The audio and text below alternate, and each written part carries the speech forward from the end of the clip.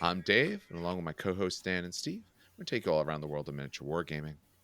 On tonight's episode, we're going to get back into going through the Primarchs for Horus Heresy. In particular, this time we're going through the Traitor Primarchs, and I think I've said this before, but I'll say it again. All the jokes related to who's a traitor and are these ones should be in this group and should Alpharus be his own, all that stuff's been made. So we're going to go through the 9 classic. The thought is at the end we might go through Horus Ascendant. We might kind of talk about another point because he's sort of on his own and a bit crazy, but we are going to go through the other ones. At this point, just a little bit about what else we still have coming up. We still have some stuff related to Knights that I'm working on as I can. And as we get closer to the end of the year, hopefully going to do a little bit of year-end review or whatever else we can get time for so that we can kind of hit the new year running. All right, well, without any further ado, now on to the show. All right, so it took us a while to get to this. It took multiple illnesses, multiple conventions, all kinds of stuff, but we're now finally back to going over Primarchs, all the ones who are evil, or at least mostly evil, or say that they're evil in the case of Alpharus, but he says he's actually good, but he's not. It's Hey, man, confusing. hey. Rules support it, man. Yeah, real support. That He's is not a traitor. that Technically is not a true. traitor. Legion is a great book. That's the one where they go over all of it. If you haven't read that one, which it's early on, you probably have if you're interested in this stuff at all, but it is a great book. All right, so without further ado, we're just going to get into this. We're going to start just a brief overview in case you didn't watch the other one or you didn't really care at that moment. Discussing a bit of who the Primarchs are, in terms of their basic rules, what all Primarchs have, and then we're going to go through in more detail each of them. So we are going to be discussing the actual rules themselves. We're going to discuss our impressions of them, what we think. In the future, I don't know if we'll get it out before year end. I kind of want to, because I think those type of episodes are fun, but something where we compare them to each other. I don't think a straight fight comparison and a sort of comparison of them for their army, I think those are two different talks. I think some of them might beat face against other Primarchs, but that doesn't make them the best for the army that you play with. So we might do a little bit of separate things, but hopefully we're going to maybe try and get that out too. But for the moment, we are going to go through Traitor Primarchs. So I am going to start with a brief overview of what it means to be a Primarch, and then we're going to get into them in order. So for Primarchs, they follow these in particular special rules. So all of them have this without wording it. Just being mentioned as a Primarch means you get these things. So one, of course, you're an independent character. You're Eternal Warrior, so instant death, all that doesn't matter to you. You are fearless, and at this moment, who knows what's going to happen in the future? But at this moment, GW has done an FAQ and errata, and for a little bit, in general, fearless means you can't take shroudage. Essentially, you don't get those sort of saves. They have now, Although yeah, they they've said now did Primarchs release don't an count. FAQ say Primarchs can still get it. Yes, that's what. Yeah, that's the nice part. They at least said, hey, if you're a Primarch, you actually do get it. So you are fearless, but Primarchs are allowed to get shrouded saves. It matters more for some of the loyalists, but we might see that a little bit here. You have It Will Not Die 5 up. You're bulky 4. You're relentless. And they always count as character models. Okay. They are never negatively affected by characteristic changes except to their wounds. So any rules you have or a model possesses that will lower characteristic cannot do so unless it's just their wounds characteristics. Also, if they're taking any form of a snapshot or anything like that, they use normal ballistic skill. So they're never reduced in any way.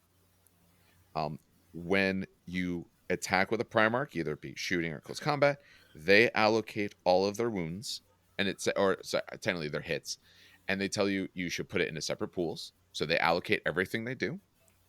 And if you have a Primarch in your army, because remember, you technically could have more than one if you have an ally force, but if you have a Primarch in your army, one of them is forced to be the Warlord. So when we read these Warlord traits, it's particularly important because if you're actually bringing one of these guys, you're going to be using that trait. Or, I don't know, if you're playing an absolutely mad lad amount of points and you have 2 Primarchs and then you get a choice. I don't want to play a game that big. That sounds awful to me, honestly.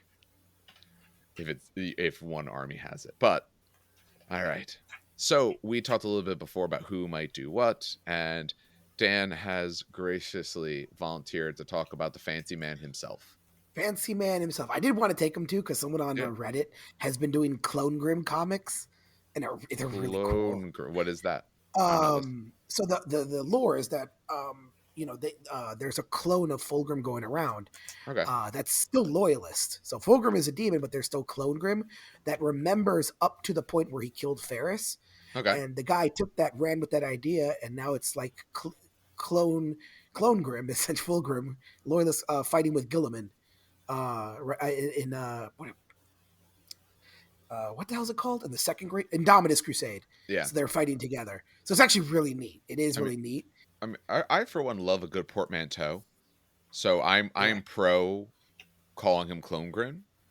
I see now when I read the book Fulgrim, it kind of felt like to me in that sort of scene when that happens that like he's at least the way they're portrayed at the moment. Maybe in later lore or something it changed, but it almost felt more of like he let the demon take his body, not him.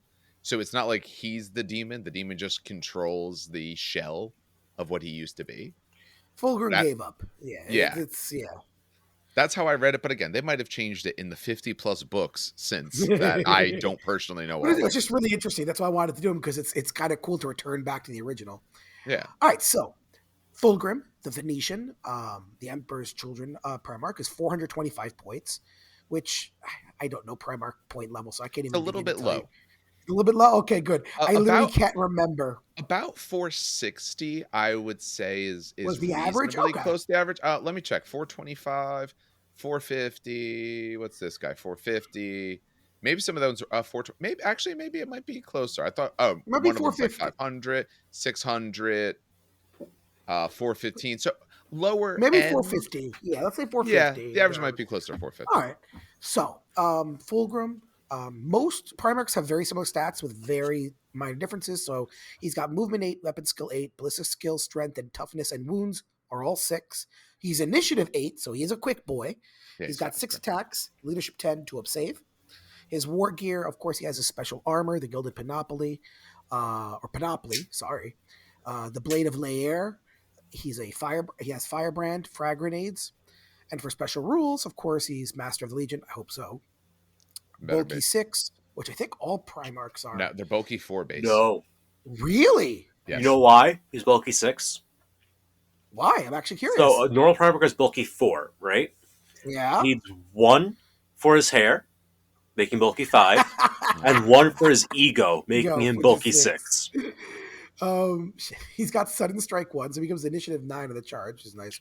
Actually, initiative 10, because he's an Emperor's Children as well, don't forget. Oh, yes. Jesus Christ. Oh, yeah. Well, he goes up extra. Okay, hold on. Technically, initiative 9 with an initiative up. It's tactical excellence, sublime swordsman, obviously a traitor.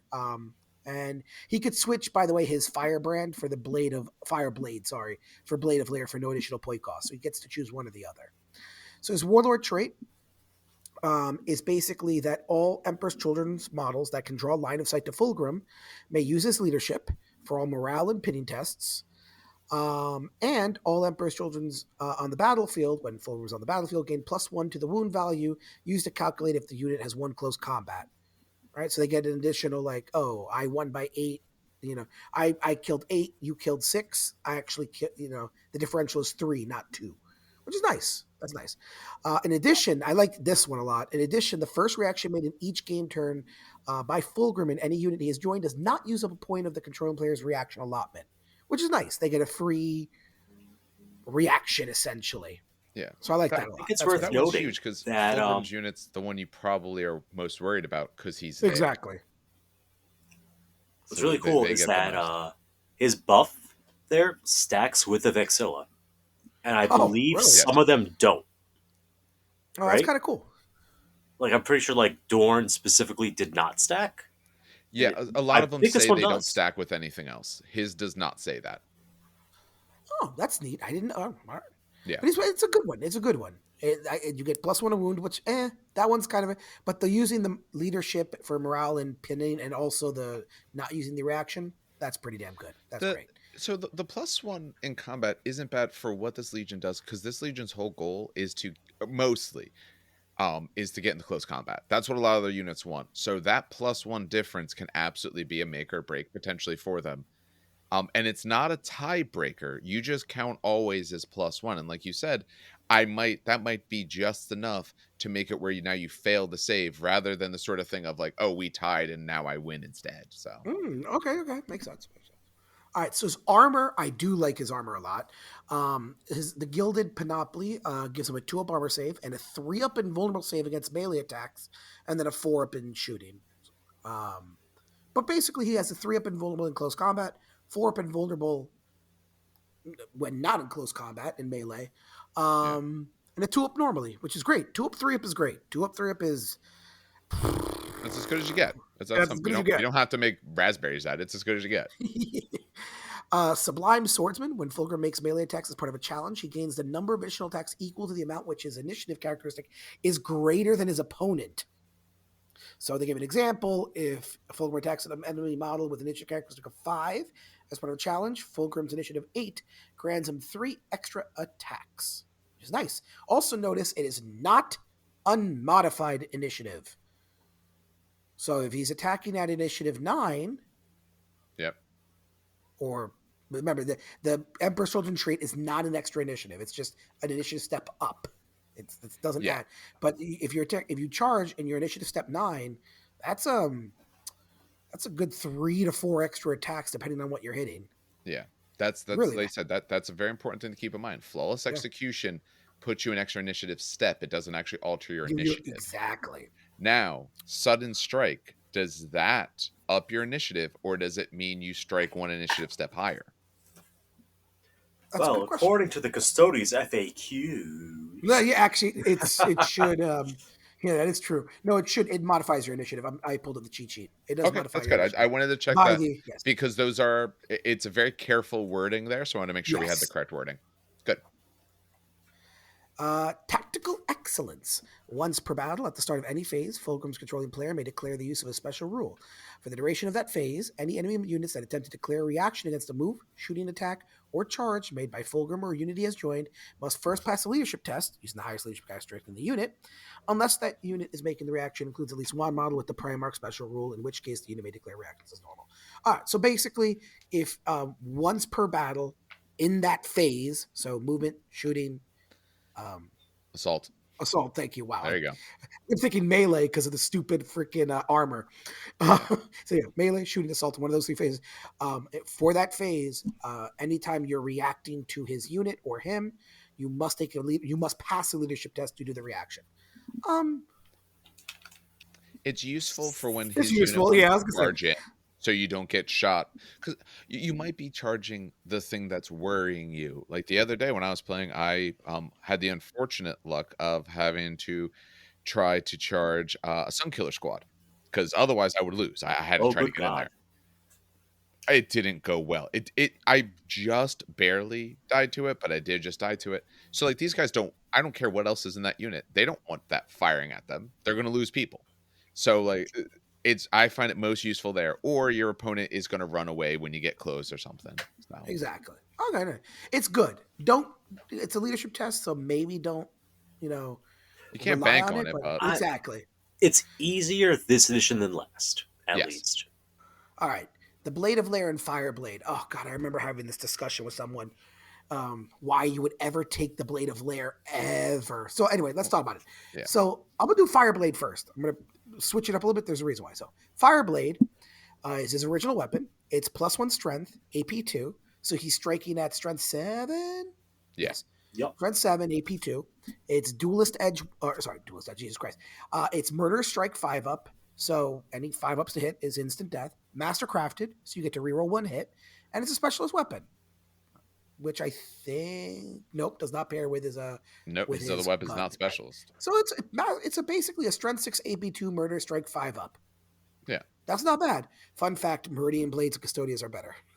But no, so that's the normal Fireblade. You can replace it with the Blade of Lair, which so it's strength 6 AP2. Duelist Edge 1, so if you're in a challenge, you get an extra initiative.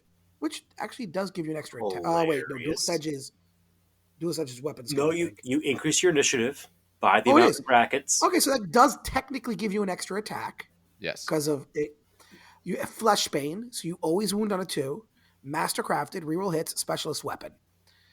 I don't know if I'd ever take the Blade of Lair over the Fireblade. So my assumption is that you're getting hung up because the Fireblade does Murderous Strike. Yes. Okay. And as someone who has seen Murderous Strike and how it works... But a few things you have to keep in mind with that Murderous Strike. It's not Murderous Strike, it's Murderous Strike on a 5-up. Yes. I'm already strength, say, 7 on that weapon. So if I'm wounding, let's assume Marine style things. I'm wounding probably on 2s or 3s, because maybe something's a better toughness or so on. I'm only getting that Murderous Strike some of the time. Most of my attacks are not Murderous Strike. On average, let's assume he hits 6 times. I know he could have more, but let's go with nice simple numbers. 2 of those will be Murderous Strike. All the rest won't be whatsoever. So I think the problem is it might depend a little bit on the types of things you're fighting against. True. If you're going against someone with an invul save, say you're going against Terminators with a 4-up, that's one guy getting killed with that attack. That's it. Because the other guy's going to save it 50-50 kind of thing. The other weapon, part of it, okay, Duelist Edge is nice, but I'm not sure. I don't know who's initiating him that he needs to go faster than them, but you get an extra attack. Fleshbane, so I don't care the strength for most of the stuff I'm attacking with this, because I'm not going to send him against, tanks or anything crazy like that with this particular weapon. I can see the reason why for the other one. Murder Strike is very nice, but if I'm not fighting things with tons and tons, like, okay, if I'm going against Custodes, yeah, I want Murder Strike. If I'm going against, like, a regular Marine army, I don't know if I need it quite so. Maybe what I want more is auto wound, almost, and get extra attack. The tipping point, I think, is the toughness 6, I mean, right? Because against toughness 6, the Fireblade will wound on 3s, while the Blade of the Lair will wound on 2s.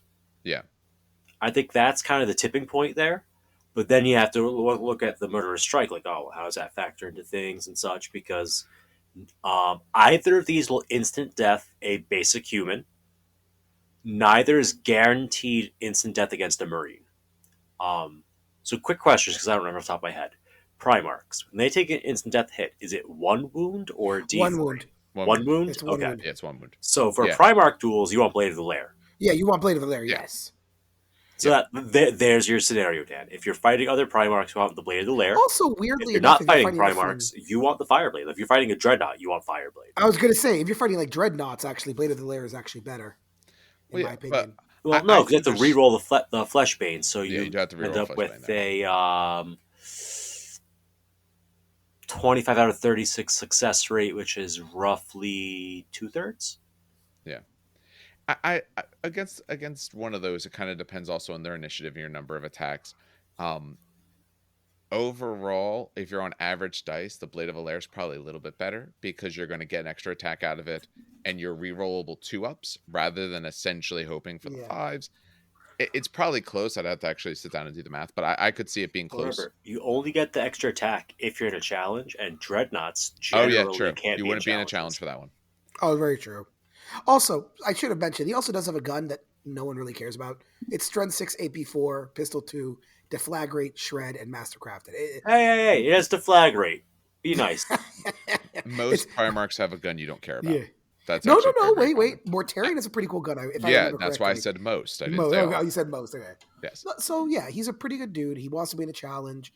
And again, he plays to the Emperor's Children very well. Get up close, get the charge in. And he buffs his unit. So yeah, he's a pretty good dude. And in duels, he's going to be very nice as well. Here's the thing, though. I'm not going to accept the challenge against this guy unless I'm forced to. He's always going to... because here's the thing, though. Okay, he's better in a challenge, but if the thing I'm fighting isn't amazing, I probably don't want him in the challenge. Well, actually, no, he's not even better in a challenge. Because the 3-up invulnerable is just melee anyway. Well, yeah, but he gets the extra attacks. Extra attacks if you're in a challenge. But remember, that doesn't bleed out. So I know. I would actually take the challenge. It does matter for the final combat resolution score. Yes, it does. Because he gets stacked up to like a -6 on leadership to the enemy. Like, okay, go ahead, roll the snake, guys. Yeah. You won't. And his initiative is high enough where being at the 8 means when you do the roll off for initiative, you're going to win most of those. Yeah. So yeah, maybe you put him in the challenge, and I don't care what happens to the rest of the squad. I'm going to murder that one guy so hard. If you don't roll double ones, you're dead. Yeah, so things to not throw Fulgrim at: fearless units, Yep. stubborn units, because they're most resistant to his effects. Yep. Yep. Although, because veterans have chosen warriors, they're also susceptible to that Sublime Swordsman. So he would want to take on like a Terminator squad, I feel like, is like his ideal target. Yeah. That sound about right? Yeah, and he's not bad against other Primarchs because he'll swing first. True. That helps. That's in a Primarch v Primarch, being able to actually hit them before they hit you can potentially be a determining factor. And he has a 3-up invulnerable. Yeah. That's really, really good. We All get right. it. You used to play Custodes. Yeah. Oh yeah, Funny you enough, play. they You came do that back to again 3-up. now. You lost it, right? Good. No, in 1.0, the only one that had a 3-up was the Tribune. Yeah, It I was hate mostly that 4 guy. and 5-up. I hated that guy. You still do. I still All do. right. All right, and we did a little bit of adjustment there, but now we are on to Perterabo, and Steve previously said this is the best guy ever. I think is what you said. Yes. For one, he understands the use of a ranged weapon. Two, he recognizes that fists are a completely valid melee weapon.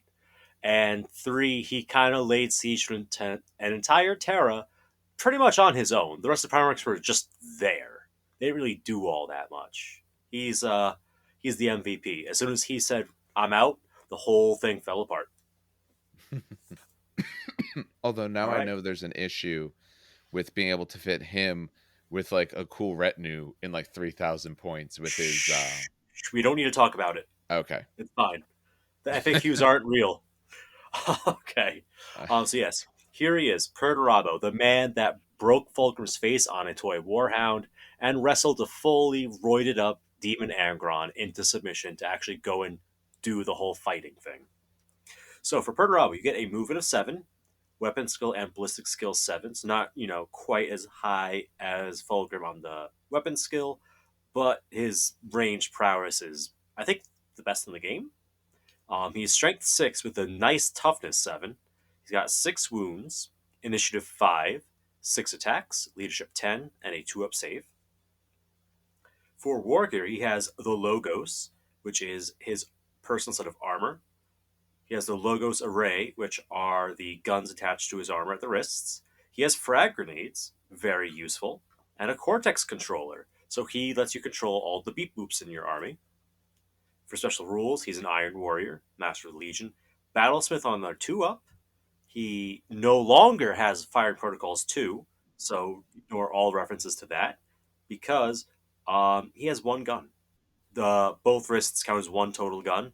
I'm guessing they had it split up in one point of rules drafts, and he's kind of merged it and forgot to drop the Fire Protocols. So yeah, what you see, not really there. Then he has Master of Automata, which means he can join squads of robots.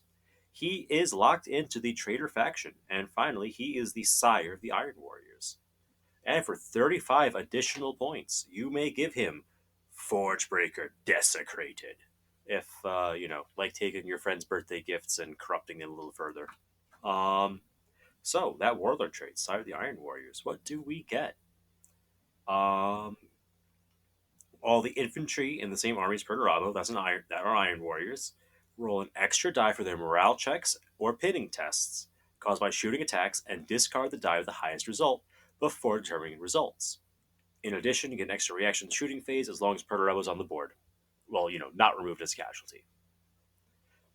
Honestly, I wish that was the Legion trait and that the Legion trait was his bonus. Because my favorite part of Iron Warriors last edition was the morale buffs. But it's cool that we get it back here. Yeah, and morale's big in the game, so it is nice. That was what the Legion used to do. Is just all more morale stuff. Yeah, so last edition, the main thing the Legion did was you just did not take morale checks for shooting phase casualties. Hmm. You said, "Nah, I'm good." Interesting. It was phenomenal. Because when you were shooting a squad, you had to kill every last model to clear that objective. Or, mop them up in melee. Which made them kind of the I refuse to move to the Death Guard or Iron Hands, I refuse to die. But now we just shoot tanks good. Yay. But yeah. So that's the Warlord trait. I think it's a pretty solid army-wide buff. Um, because not running away is an exceptionally helpful thing. Especially with all the Nemesis bolters you can find out there in the wild. For his armor, you're going to love this, Stan. The Logos provides a 2-up armor save, pretty standard, Pretty and standard. a 3-up invulnerable save, There it is. and allows Perterabo to ignore all the effects of night fighting, and whenever he or a unit he has joined does the interceptor reaction, it does not cost a reaction point. You don't get extra reactions with that unit, but you ignore that point. So you have to ignore the usual 3 reactions. Basically, he has a built-in augury scanner. Yeah. Yeah. Yeah. No, I was about to say, Yeah. Yeah, 3 pinball stand all the time, not just melee, all the time. This guy's so tough. I love it. Then we have the Logos Array. It is a bolt type weapon. You have both a range and a melee profile. For range, we have 30 inches, which is no joke. Yeah, it's good. Strength 6, AP 3, Assault 6, Twin Linked, Shred, Pinning, and Shell Shock 1. That right there is the key. Having the pinning, but also Yeah. with Shell Shock 1 means you could actually get that's the pinning. butter. Yep, that's the butter right there. So Ballistic Skill 7. Correct me if I'm wrong. That is a 2-up to hit, and if you somehow roll a 1, that's okay. You could still 5 hit up. on a 5. Yes. Yep, it's 2 to 5. Yep. That's hilarious. And he's twin linked anyway, just in case. Just in case. So it's just a 2-up followed by a 2-up at that point, but still. Yes. That's phenomenal. Because it's 2s with the reroll, and then against a basic Marine, 2s with the reroll. Yep. He picks who he hits, so he goes, okay, cool. Your Vexilla's dead, your Nuncio Vox is dead, your Augury Scanner is dead, and these other 2 random guys are also dead. Oh no, your Artificer Sergeant, he's fine. Take a pinning check with the -1 penalty. Absolutely phenomenal. And then for the melee profile, is going to be Strength +1 for a total of Strength 7, AP 2, melee 2-handed because he's using his 2 hands. Whoa!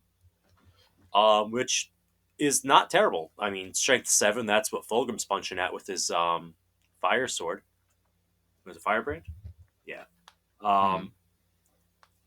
Perterabo's a beat stick. But if that's not enough for you, if you want that little bit of extra chaos spice in your life, you can take Forgebreaker Desecrated, which makes him Strength 12, AP 1, melee, unfortunately unwieldy because he's not as fast with the hammer as others might be. It's Mastercrafted with Exoshock 3-up, so penetrating hit on a vehicle, on a 3-up you get another one, and Brutal 2. Is there a world you don't take that? In addition, I'm not saying you always use it. Oh yeah, because you don't lose the fists. No. Let's see. So at his base points value of 425, it's that's 1,700 points minimum, like for the 25% rule, right?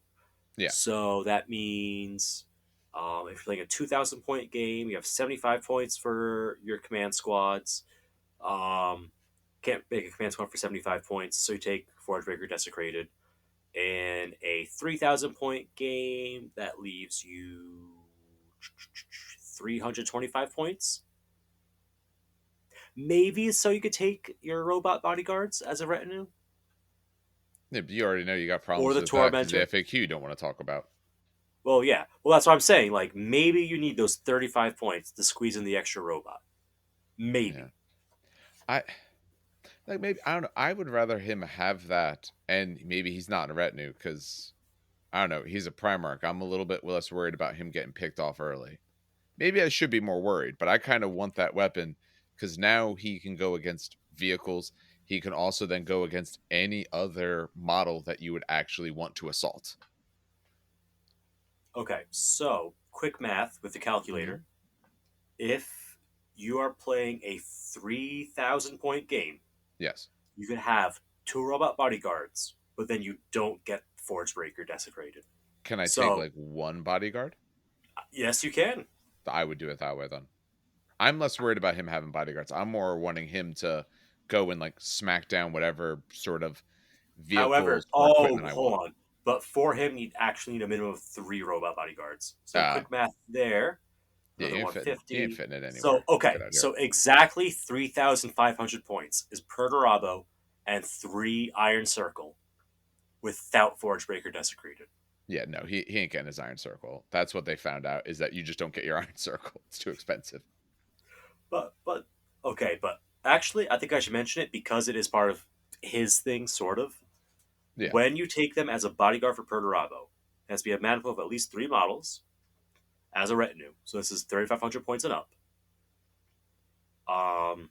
It does. Words. Where'd it go? You gain Feel and Pain 5 up on your robot that is toughness 7 with 5 wounds, and he heals them on a 2 instead of shooting. But I'd rather shoot with them. Yeah. The bodyguard is cool, but yeah.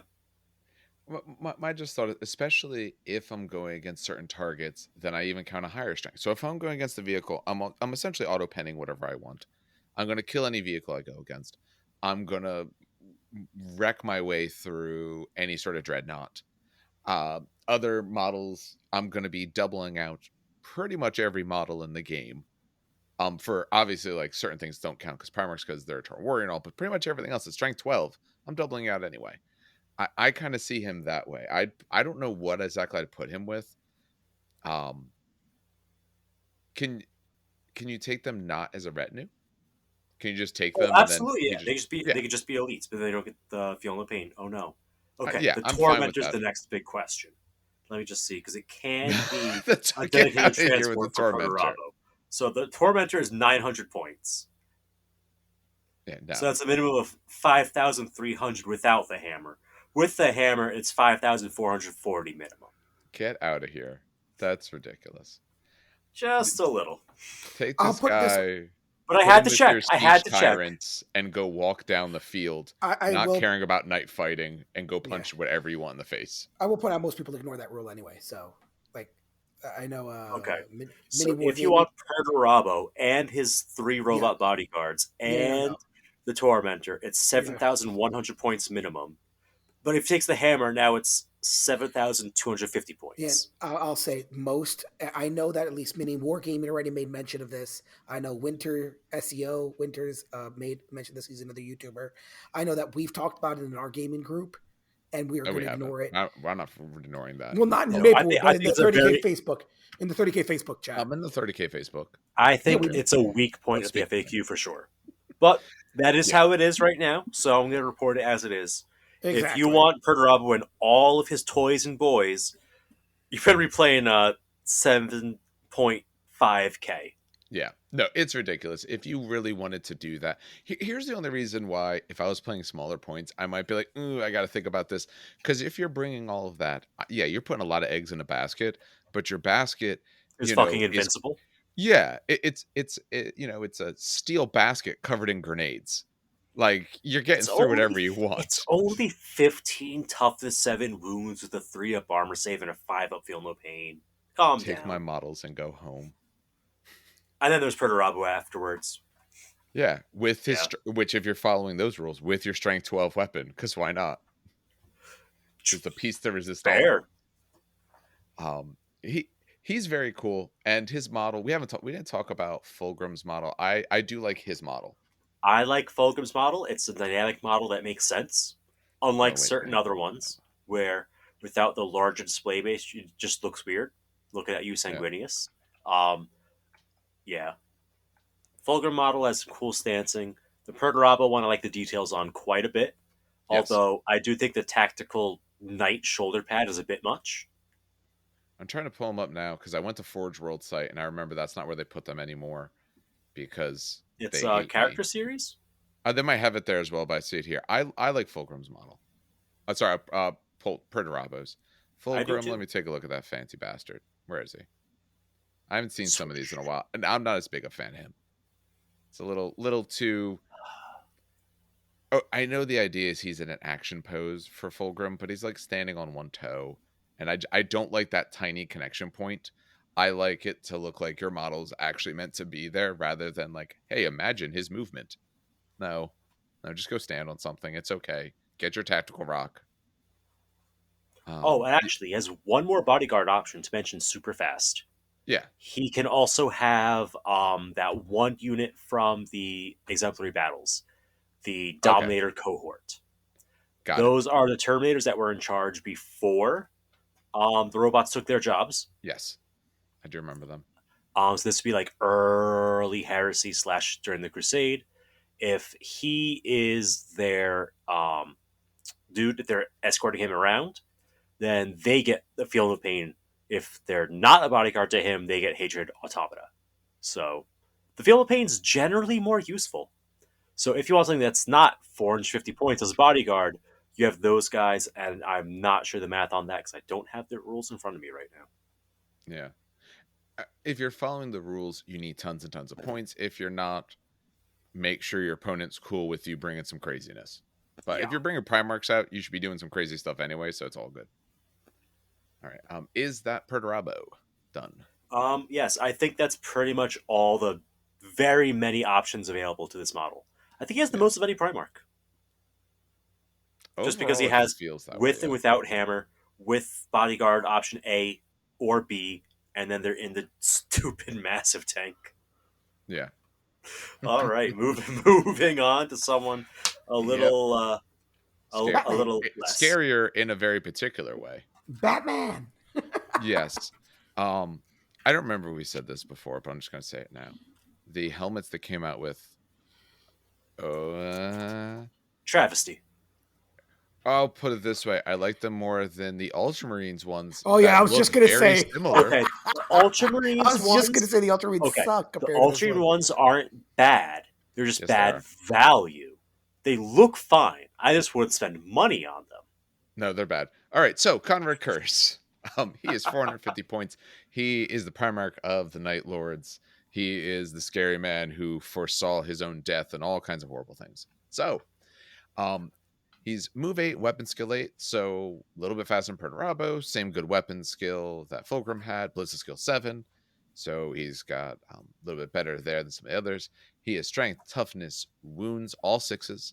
His initiative attacks are both 7, so he's kind of between the two.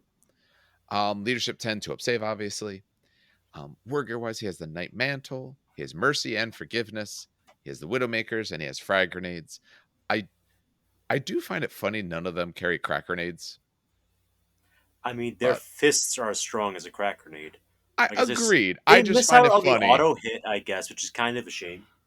My thing is, it's not even so much rules wise, like in terms of game. I just find it funny that like this giant hulking concept of a man, this Adonis essentially at 9 feet, like 10 feet tall. He grabs these little tiny frag grenades, but he doesn't grab the grenades sitting next to it on the pile before he walks out the door. Yeah. He's of course a Master of Legion. He has hit and run. Does hit and run confer to your unit? Yes. Great question for a no. cheat Yes, sheet, it does. man. That one I do know. Okay, It does good. actually confer. I will say, if not, I'm sure some of the units might have it. I don't recall. I'd have to look at them. But okay, confers. He has Fear 3 himself, which is great. He is the King of Terrors. He has Bloody Murder.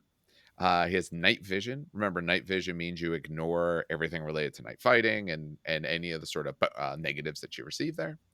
He has a Death Long Perceived. He's, of course, a traitor. And he has this Warlord trait.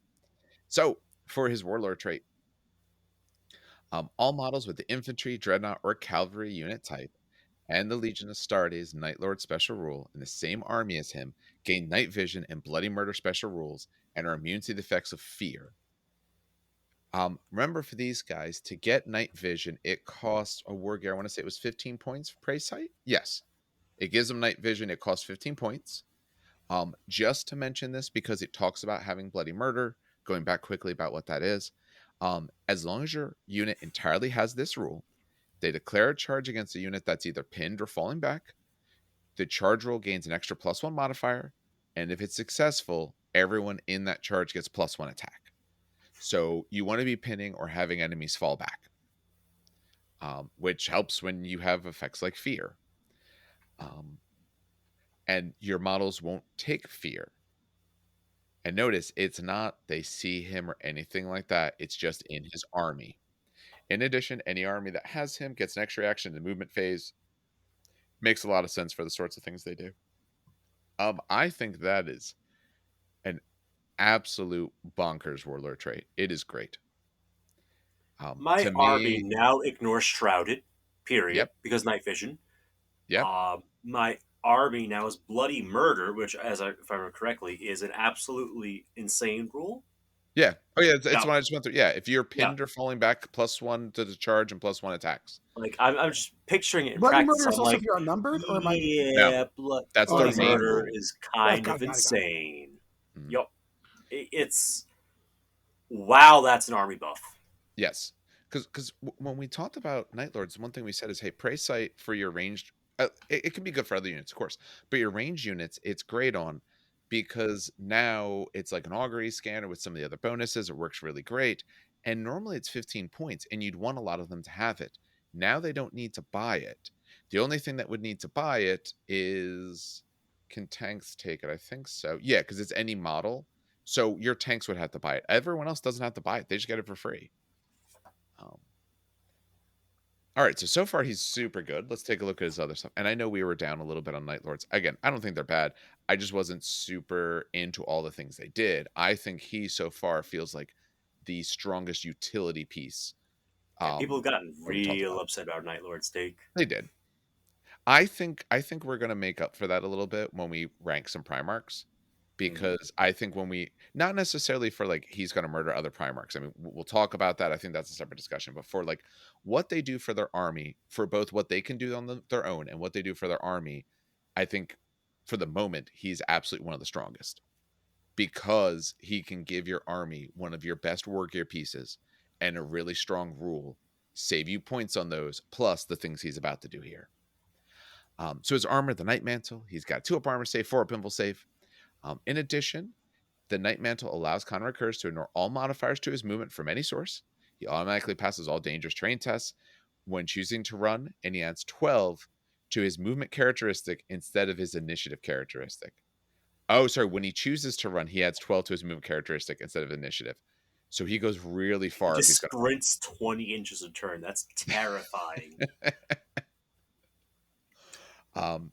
His weapons, his lightning claws, ironically called Mercy and Forgiveness. There are 2 separate weapons. He gains the +1 attack for having 2 of them when using this. That's not part of his profile. I wish they were consistent with this. Sometimes they put it in the profile and other times they don't. So you have to make sure you read things carefully, especially say when you read Dreadnoughts, read very carefully because a lot of times the extra attacks are already in the profile because they gave them 2 weapons to start with. But both weapons are exactly identical in stats. They're strength user, and let me scroll back. Yeah, strength 6. I thought so. I was 100% sure. AP 2, they're melee and shred because they are lightning claws, and the murder strike 4 up. I prefer him not being a better strength. I mean, even strength 6 is still quite good. But the fact that your murder strike 4 up, I want to miss. I want to fail my wounds because I want to get rerolls to get those 4s. So Yeah. exceedingly strong. So you want to punch Dreadnoughts. Yeah. I want to punch Dreadnoughts or even like toughness 5 models. Robots, yeah. And anything where I can get to my murder strike. And murder strike 4 up, I don't feel bad if I don't get rerolls. But if I can get a little bit of rerolls because I miss a little bit, I'm just going to get that much better. For his Widowmakers, this is his ranged weapon. Range 12 inches, a strength 4, AP 5, assault 3, rending 4 up. It's fine. They're batarangs. Yeah. Is it actually like a batarang? That's awesome if it is. Yeah, that's what it is. Micro-serrated, It's a batarang. Yep. Yeah, it's a batarang. I just read it. It took me a moment to read the rest of it. Yeah. Okay. Not great, but awesome in terms of flavor and theme. Okay.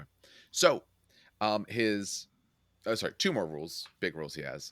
He has the long a death long foreseen.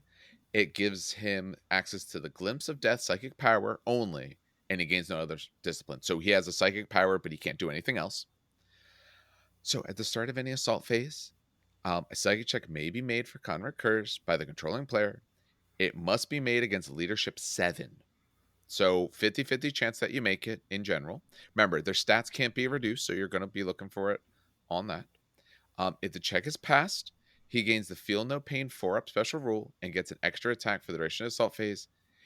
If it fails, Conrad Curze suffers a Perils of the Warp. So, rules question. Can he pass it on to other people in his squad? Normally, yes. When a librarian takes Perils of the Warp, you can pass it to the other models. Yeah. Is there any reason he wouldn't be able to? I don't think...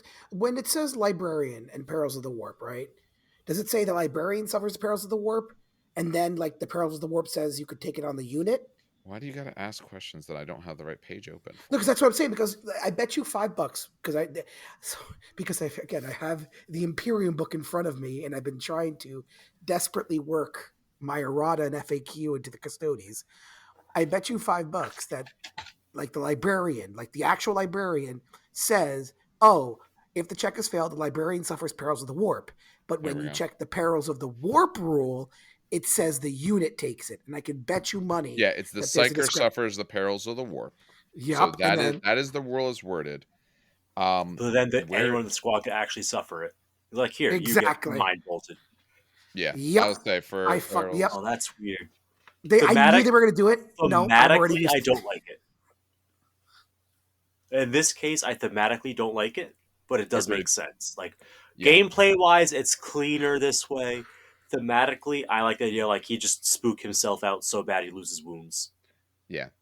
The only problem, that would make it where I would probably never want... I would very, very rarely test this, because this guy only, he only has like 6 wounds kind of thing. With that, though, pass it on to other people, I'm quite fine with that. One last thing about him, then we'll kind of get into him a little bit more if we have any discussion. The King of Terrors. When him or any unit he has joined ends a combat by removing all any models as casualties or destroying them through sweeping advance. So, in close combat, defeats the enemy one way or another, that unit. All enemy units that are not unlocked in combat and can draw line of sight to him immediately take a pinning test. That's pretty great. That's hilarious. I love it. Yeah. That I like, just for the sheer fact that you almost want to charge like a tactical squad, right? Like, break him off. On the weak. Exactly. Break him off from whatever the hell he's with. Let him go and nuke some poor tactical squad with, 9 attacks? No, sorry, 8 attacks. Wait, hold on. 8 attacks. He has +1 attack for bonus. So 8 attacks, 9 attacks. So with 9 attacks, go nuke some poor tactical squad, make them run away, and then everyone takes a pinning check. And remember, he has Fear 3. Yeah. So if you've killed them, Fear is a 12-inch bubble. Oh my god. So they're taking a pinning test at -3. Yeah, that's so I like that. That is fluffy. Run him with whatever. What are they called? I always forget their name. Raptors? No. Yep, Night Raptors. Oh, Raptors, Night Raptors. Yeah. Run him with Night Raptors. Break him off before the charge phase, and have him attack. I don't know, whatever the hell is weak, right? Yeah. And then, oh, geez, yeah, no, that's great.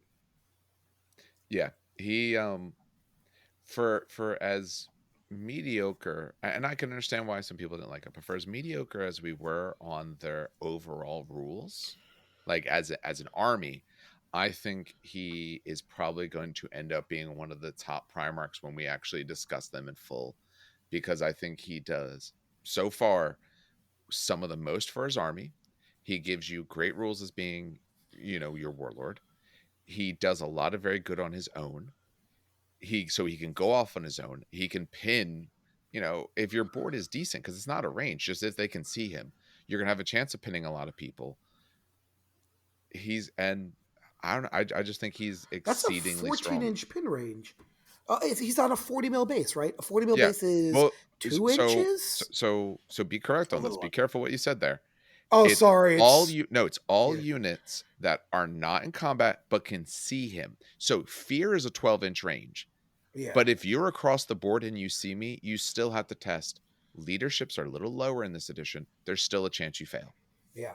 You might not be at the -3, sure, but No, but it I was also saying might be for the night fighting. -3, So for yeah, the -3, it's a 40-inch base, right? should be And well, that's around 40 2 millimeter, inches. not 40 40 inches. millimeters. Sorry. Oh my, yeah, sorry. 40 millimeters. So that's a 14-inch About diameter. that much, kind of depends. Yeah. Yeah. Well, you'd measure it probably more from the middle. That's probably the easiest way. So think of about a 13 or so in that sort of range between 13 and 14, a Still, circle around you. Jesus. Let's see. Yeah. That's Age of Sigmar objective level. Jesus, and I know how big those are because I have one in front of me. That's Age of Sigmar. Uh, Age of Age of Sigmar is Sigmar is a 12 12. inches across total. He's a 12-inch radius. Oh, so he's actually a big. Oh my God. Yes. From his base, Jesus it's a 12-inch Christ. radius. It's huge. Oh my God. He is absolutely amazing. Yeah, I love him. This Nothing I more I didn't. can say. He's For absolutely And I amazing. will say, I know 25 you more mentioned points it. than Fulgrim. He does Listen, so much more. Yeah. Yes. I will say, by the way, I know people got mad at where we rank Night Lords. I do want to say, in hindsight, after playing Night Lords in Our local PAX, players suck. okay, well, that's not me. Hold on. That's Fucking not on. a takeaway. Jesus sorry. Christ. No.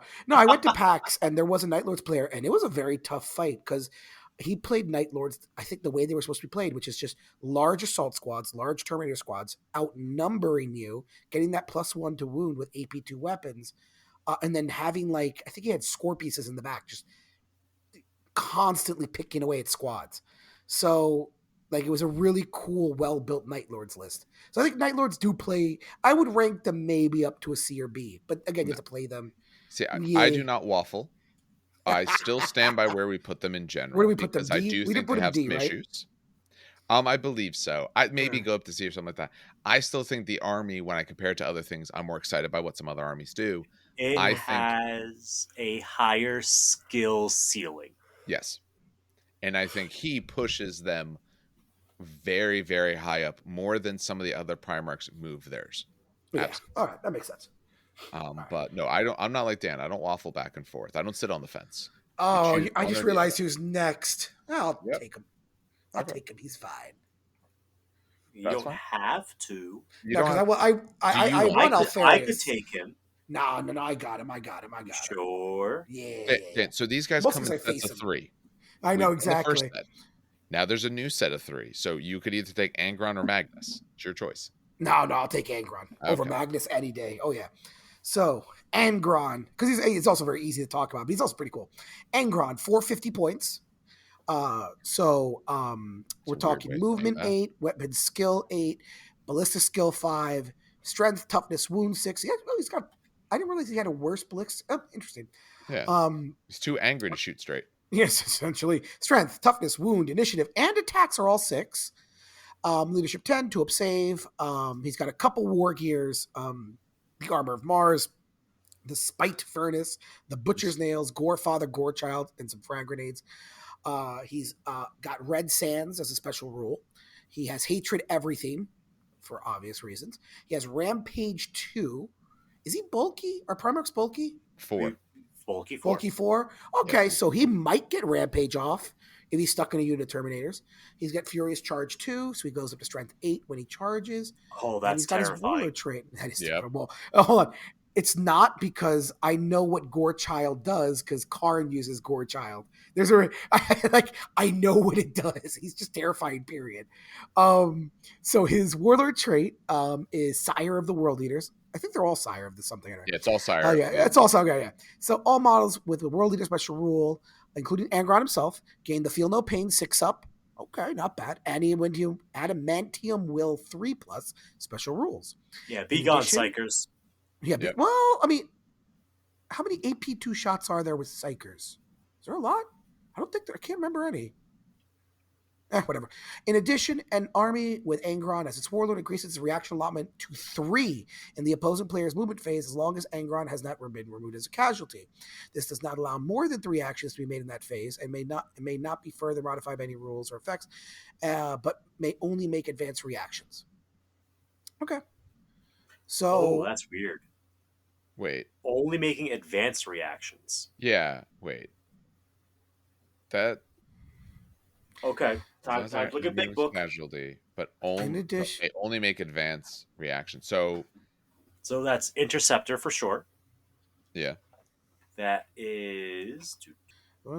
Casualty, but may only Don't make. don't read the part in the parentheses. That's what I'm saying. I just literally just skipped it, but may only make Yeah. advanced reactions. Okay, so while you're looking that up, Feel No Pain 6 up, amazing.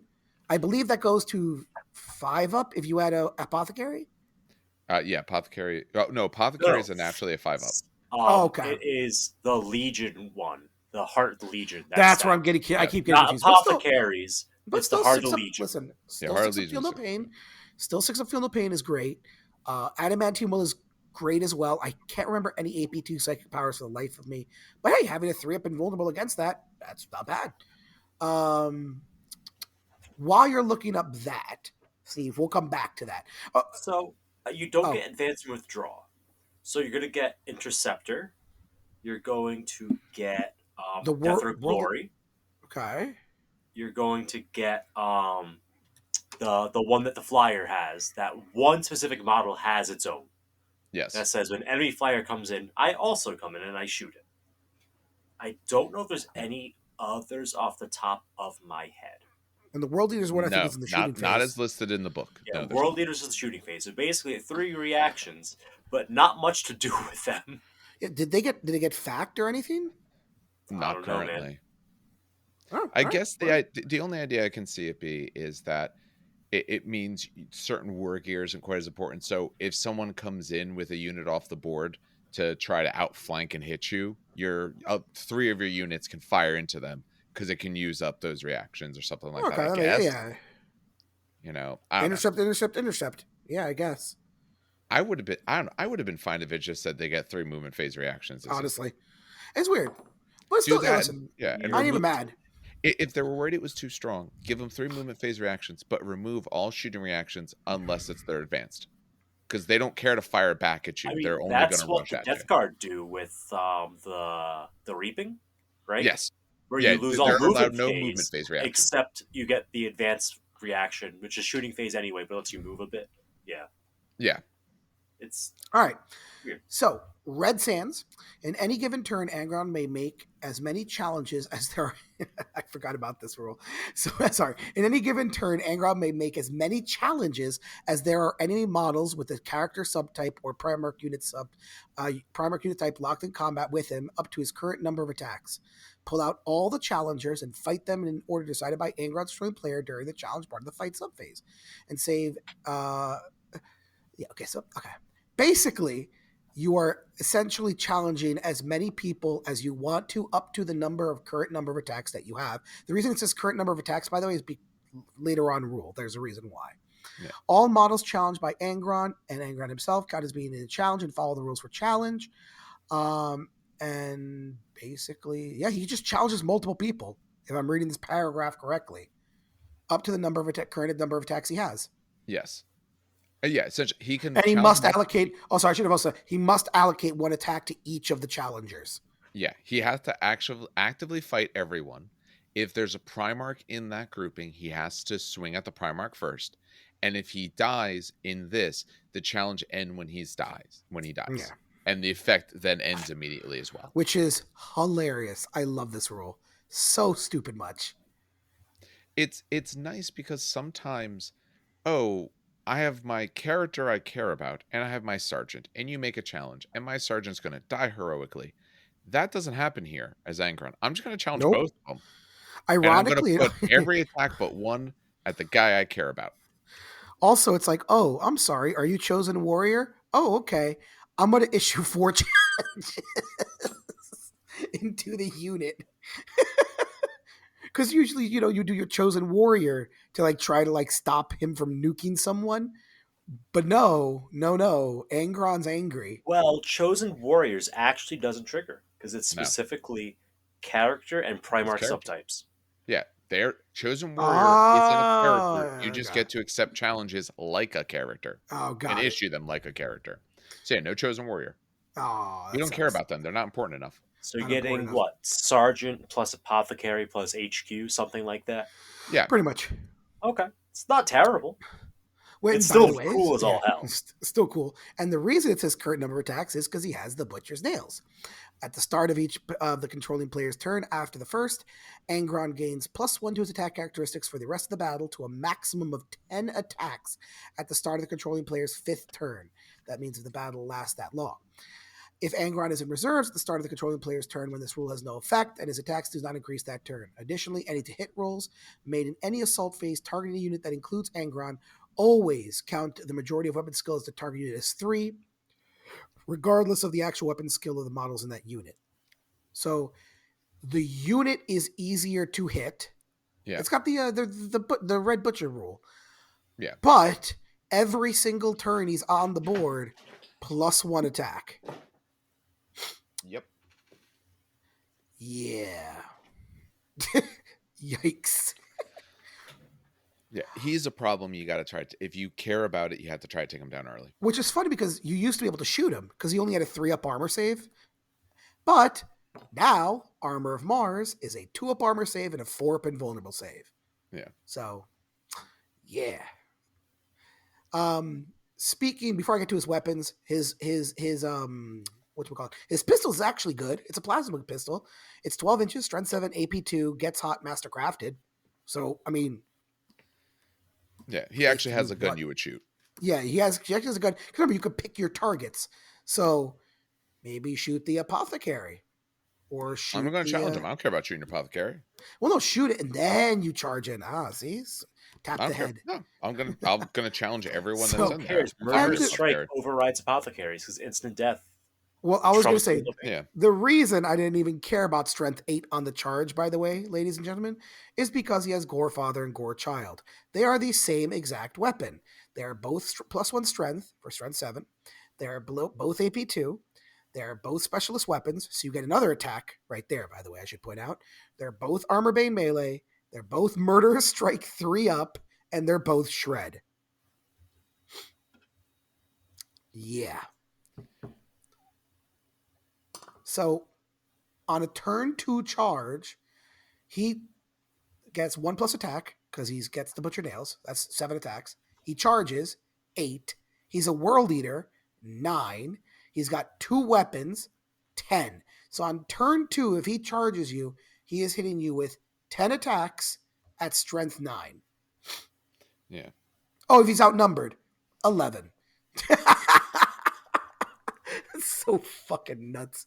I love it. I love it. Yeah. He's good at what he does. Yes, this is the literal blender of the blenders. Yeah. He might not be the best Primarch killer necessarily. We can go through arguments of that later. Yeah, that's later. But overall, for everything else, he is. Yeah, this is insanity. This is insanity. Yeah, he's Primarch pretty damn killer. It always comes down to also considering initiatives and some other things, but we'll go through that. Very true. But even so, Primarch killer. I mean, even if he charges a Primarch on turn 2, that's still, well, it wouldn't be 11. It'd still be 9 attacks. Yeah. Well, the big thing versus that is you have to think about who's he fighting, what initiative are they, and what weapon do they get skill are there? Yeah. Now, somewhat weapon skill, obviously, yes. But also, like, when do they get to swing? Because some people have very scary weapons, and maybe they go earlier, or maybe they have 3-up invul saves. So, and you're a good weapon skill as well. Because if you're also his same weapon skill, he's going to miss half the swings, on average kind of stuff. So there's something to be said for that. But no, he's super cool. Like, this is, when you think blender, this is blender. Absolutely. This is straight blender. I don't know if I would say he does the most difference for his army, but he does what his army does to an absolute T. Any other thoughts on the Murderous Man there? I'm not a fan of his model. I will say that. I don't like it. Maybe it's because he's running. Maybe it's because he's got a guy wedged in his axe. This is just... No, it's not quite wedged. I don't like models with things on the base. Okay, let me rephrase that. Sorry. With models on the base. I don't mind if it's a rock. I don't mind if it's a tank. Although tanks push it for me. But I don't like it when I see Marines on my base.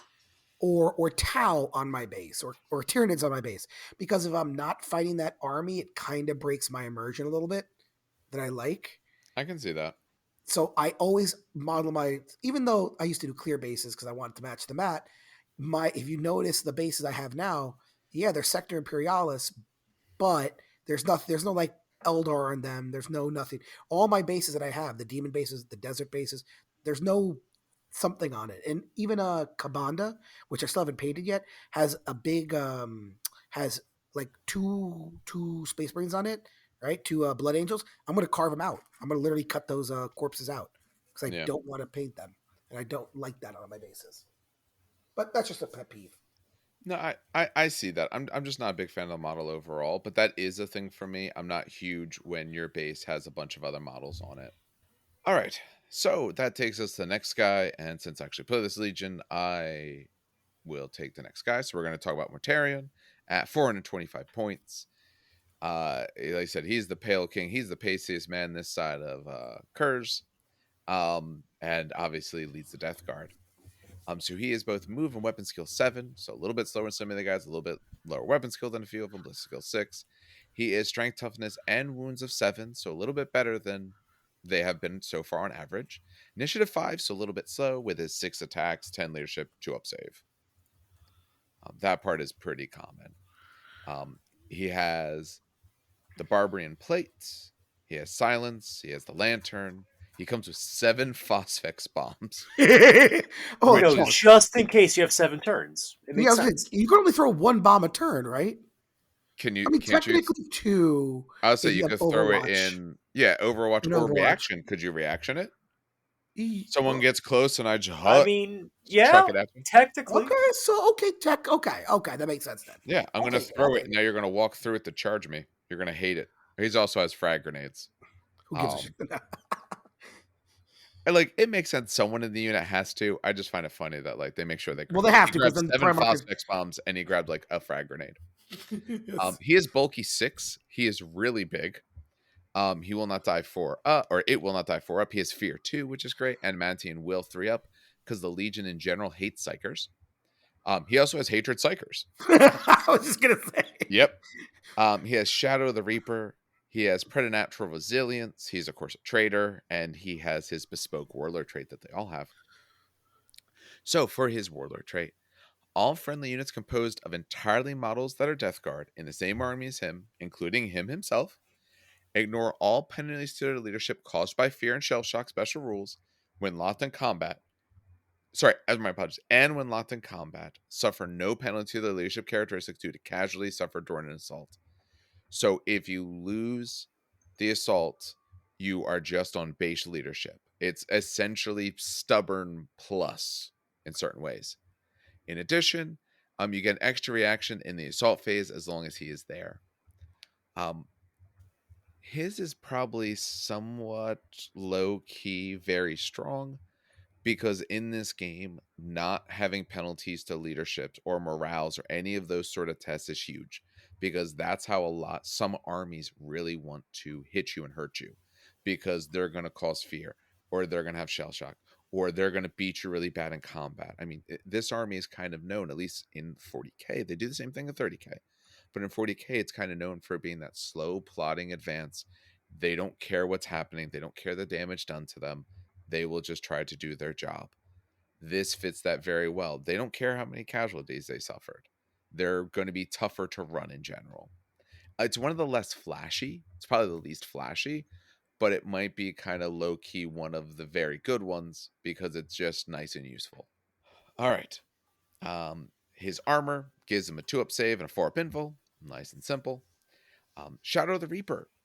As long as he is not embarked on any model in reserved, locked in combat, or part of a unit with the retinue or Death Shroud retinue special rules, in the player's shooting phase, in lieu of making a shooting attack, Mortarion may redeploy by his controlling player. This counts as an alternative form of movement and cancels the benefits of their special rule. Because remember, Death Guard special rule is if you move normal, you essentially count as stationary. That doesn't happen for him. You'll notice he also wasn't necessarily relentless, so that might matter, but his weapon's going to be assault anyway. It just means essentially like charging and stuff like that is issues. If he uses this option, so if this option is used when Mortarion is removed from the battlefield, leaving any unit that he's a part of, so he goes off the battlefield, leaves anyone behind. The controlling player then redeploys him anywhere on the battlefield that's within 10 inches of his original position, as long as you can fit him and it's not within 3 inches of an enemy model. So he has to stay further than that normal 1 inch. He has to stay outside of 3. He may not be placed in impassable terrain or inside a vehicle or a building. That would be hilarious if he could. It's not counted as a move as such, and the intervening terrain does not affect him. So just place him within 10 anywhere you like. He may charge normally in that turn, but he counts as making disordered. So they talked about that he doesn't count essentially as a stationary. This does allow him to charge, even though it's not a standard move.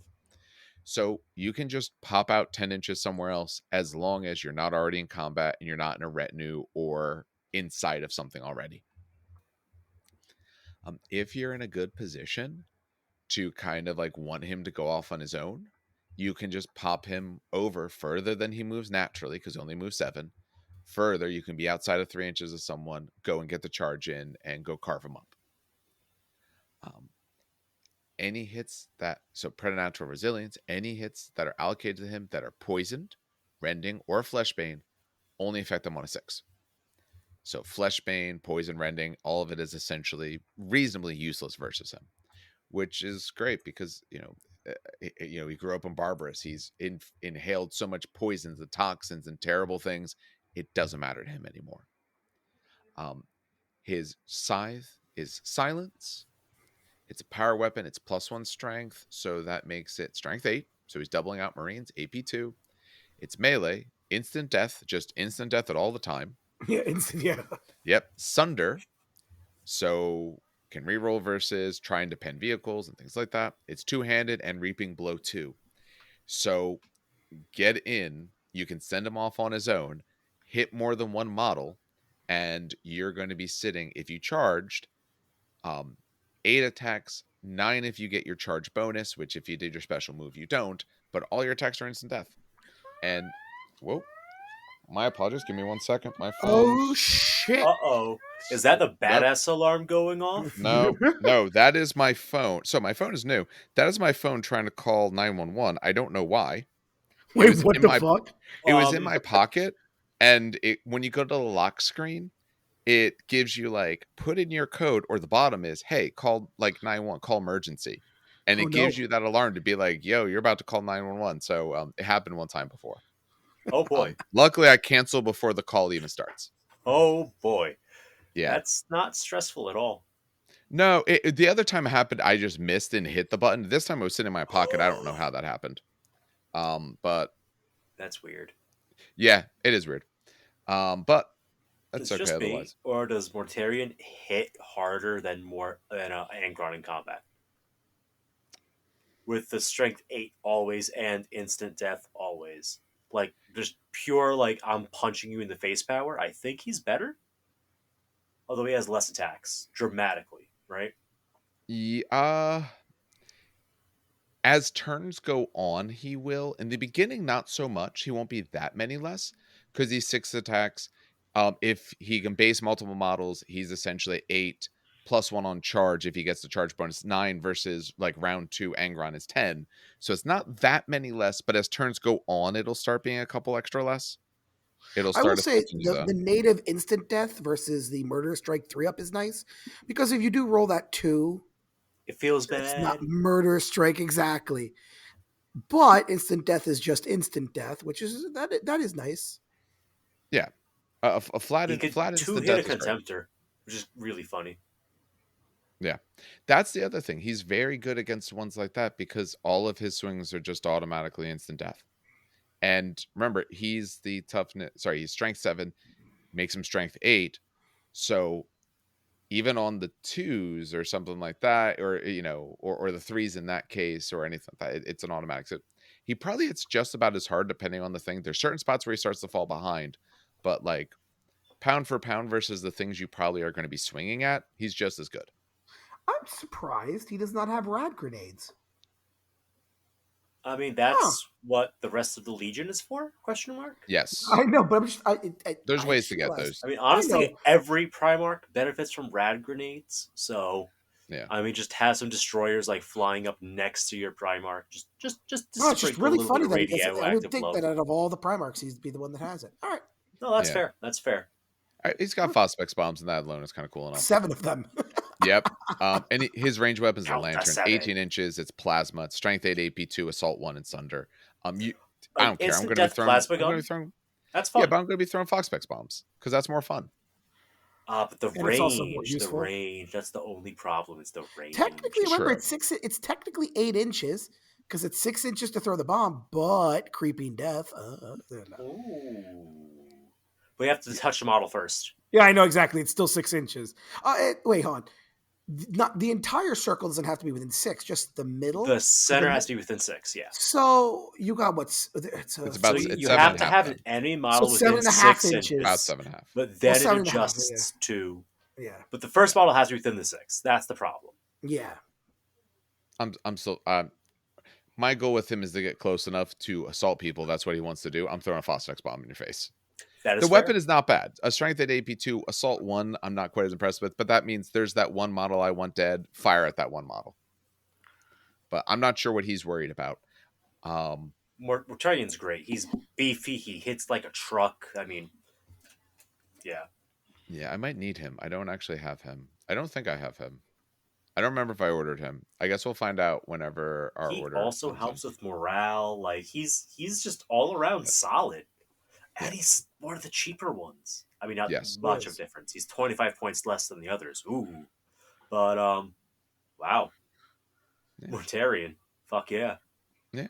And he's got nice little Fulgrim, bonuses. Fear 2 is Fulgrim nice. might cut him up, just because he's gonna get so many extra attacks. Yeah. And he swings That's like first, the is the one big thing. thing. Yeah. But if Mortarion is swinging on like anything short of a Primarch, he's annihilating it. Yeah, I think like when we do our Primarch sort of comparison and discuss like where ranking Primarchs, we're gonna have some base rules. Like there's only so many Primarchs that are gonna fit into each level, because it's boring if like man every Primarch's great. No, you got to tier them out. But also, Primarch v Primarch is a very different conversation than just like Primarch in general. And I think when you're discussing the Primarchs in general, I think that needs to be the main discussion, and then how do they do versus each other is the whole separate Yeah. talk, because that like yeah, that's cool to make a Primarch via Primarch, but like that's that's it, most of the things they do don't speak to any of what they do versus a Primarch. It's like how is their weapon, how is their speed, how many attacks. That's the only part you care about. Then all the rest of it matters all the rest of the time, and I think that's the much more interesting conversation. But no, he's great. The stuff he has is absolutely great. I definitely need to get this guy at some point. I don't remember how cool his model is, so get out of here, His Middle model Earth. is pretty Get out of generic. here. I do like it though. His model's pretty generic. I clicked back and it took me to Middle Earth. Yeah. Get out of You here. have I'm not the. a I hobbit. think you got the model right. I'm I pretty don't sure you got remember, the- but we're gonna find out. I think Let you me do. take I a look think at you this boy. do. If I do, cool. If I don't, that's fine. Or I I'll think do you it in the just future. ordered it and it's on its way. Yeah, that's the part I can't remember. I'm behind on painting so many other things, so it really doesn't matter. I'm also way too lazy to check. Like I said, it don't matter if he's there. Cool. If not, I still haven't put together the lion. I don't think I ordered it because I think I'm kind of meh on his model. It's not bad. The way they painted the skin, they kind of went for pale, but it actually makes him look more of like a skeleton rather than just pale. And maybe that's the part that throws me. And I do their armor a little bit different, but I'm looking forward to in the future actually putting it together. And his backpack is nuts. Did they give me a good picture of that thing? That thing's crazy looking with its pipes and all. So he's got a real cool backpack. That must be give him his extra size because it's extra huge, and all of his grenades hanging off of him. And he's 7 wounds. That's got to count for something too. Oh, absolutely does count for something. The extra wound helps.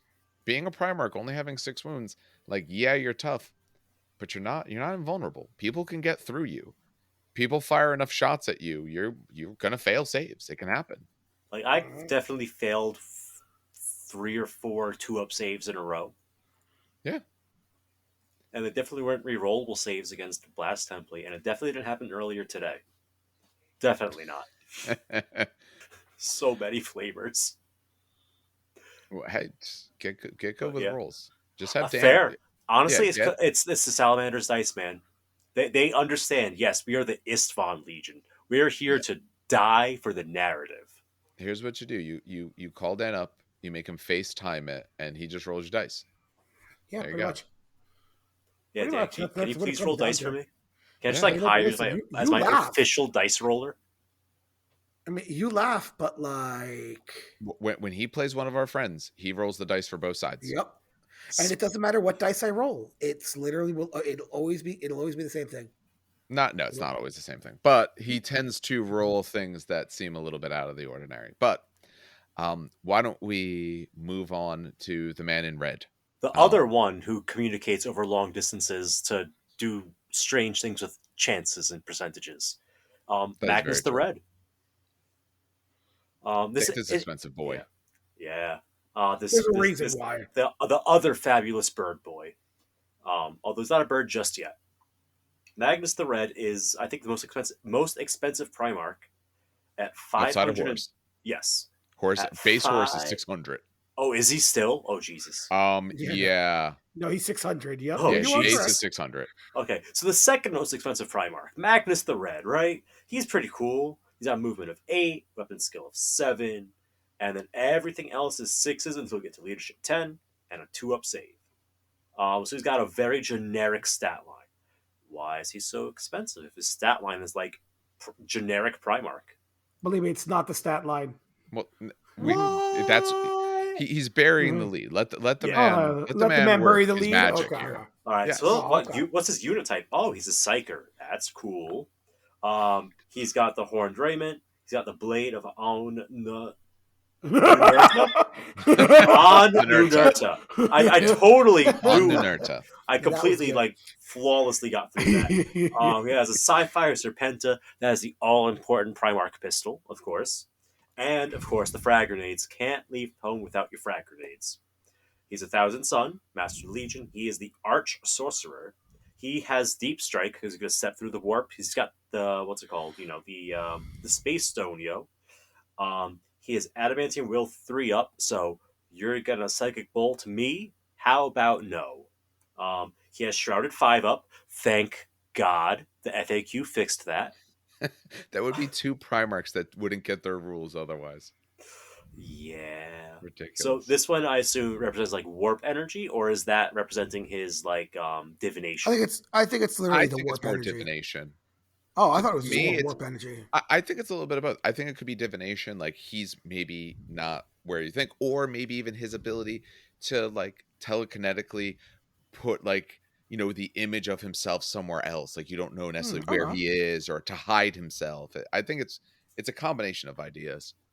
Let us know in the chat what you think. Yeah, What is the Shrouded 5 up representing?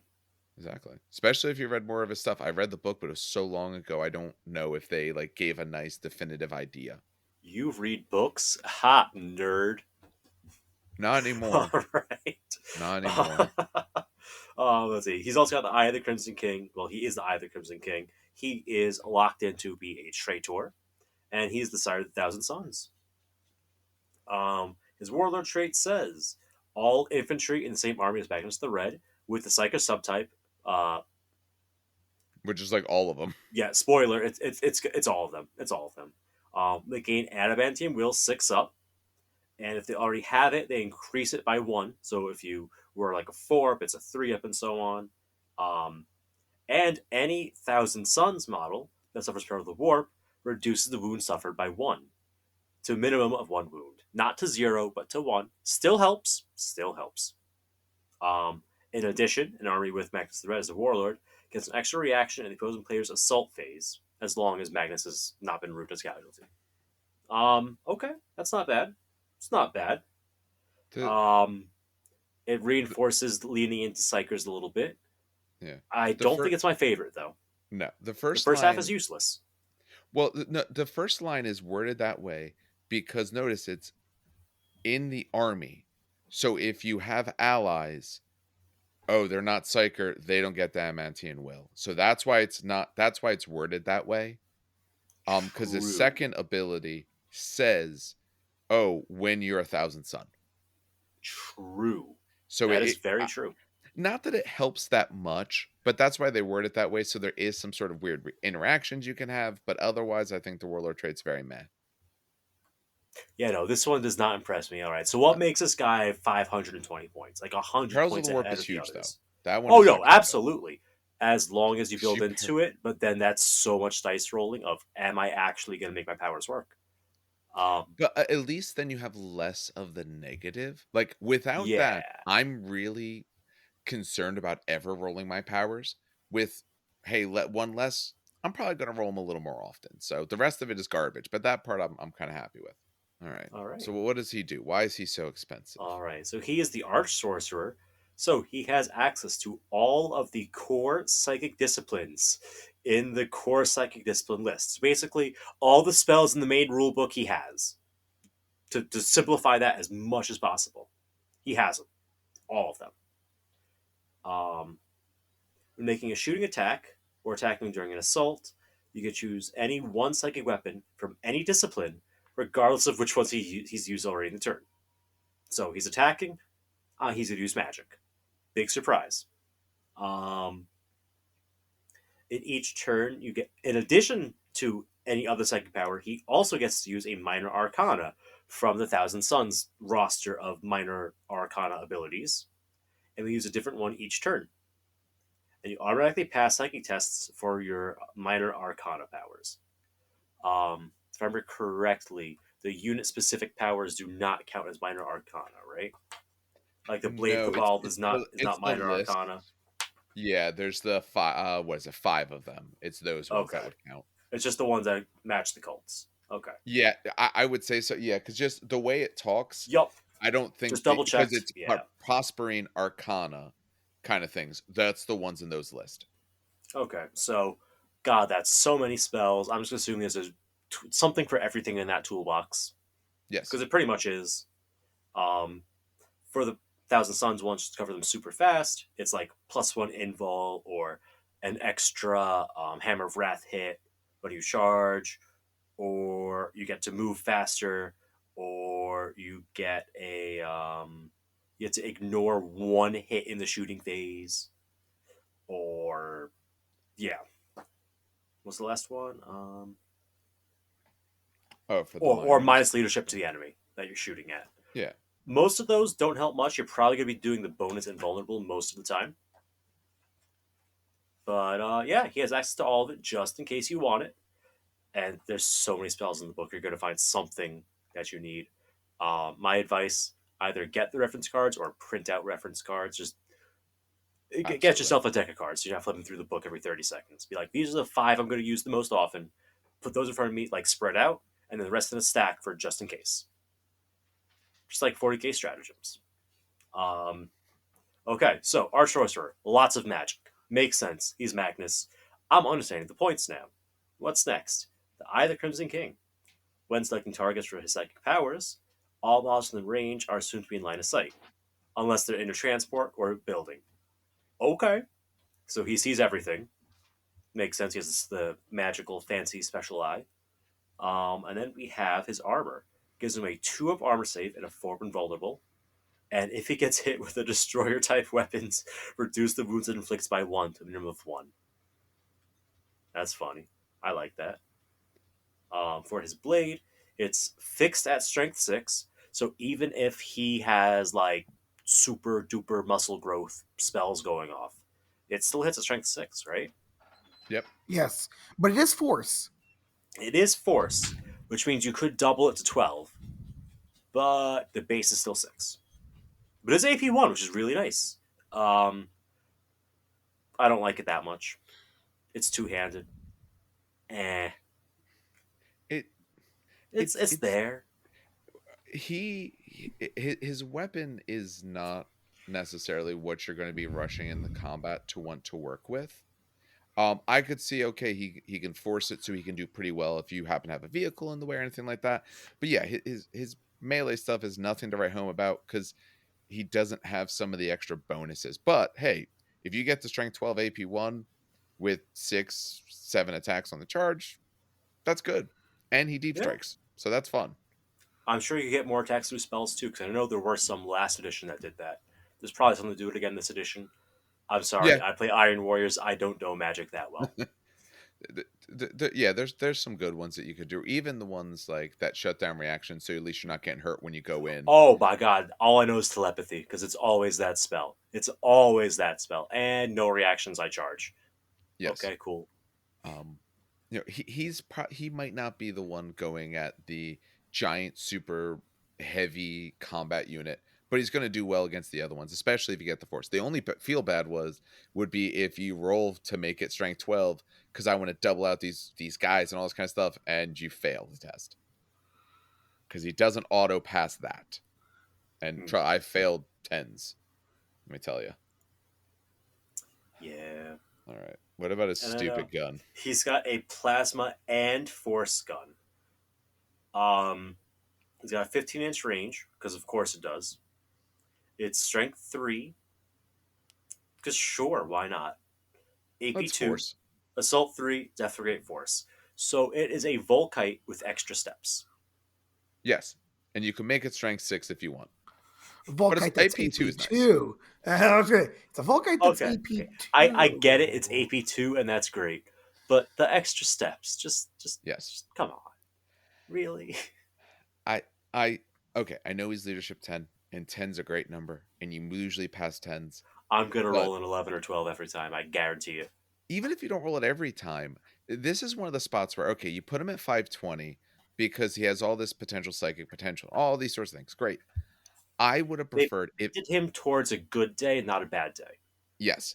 If they thought 520 is fair for all of that, I would have loved to seen him go up, I don't know, 20, 30 points, and just he passes psychic tests automatically, all of them. Because I do have concerns that I'm gonna want these cool force things and I'm gonna fail and I perils.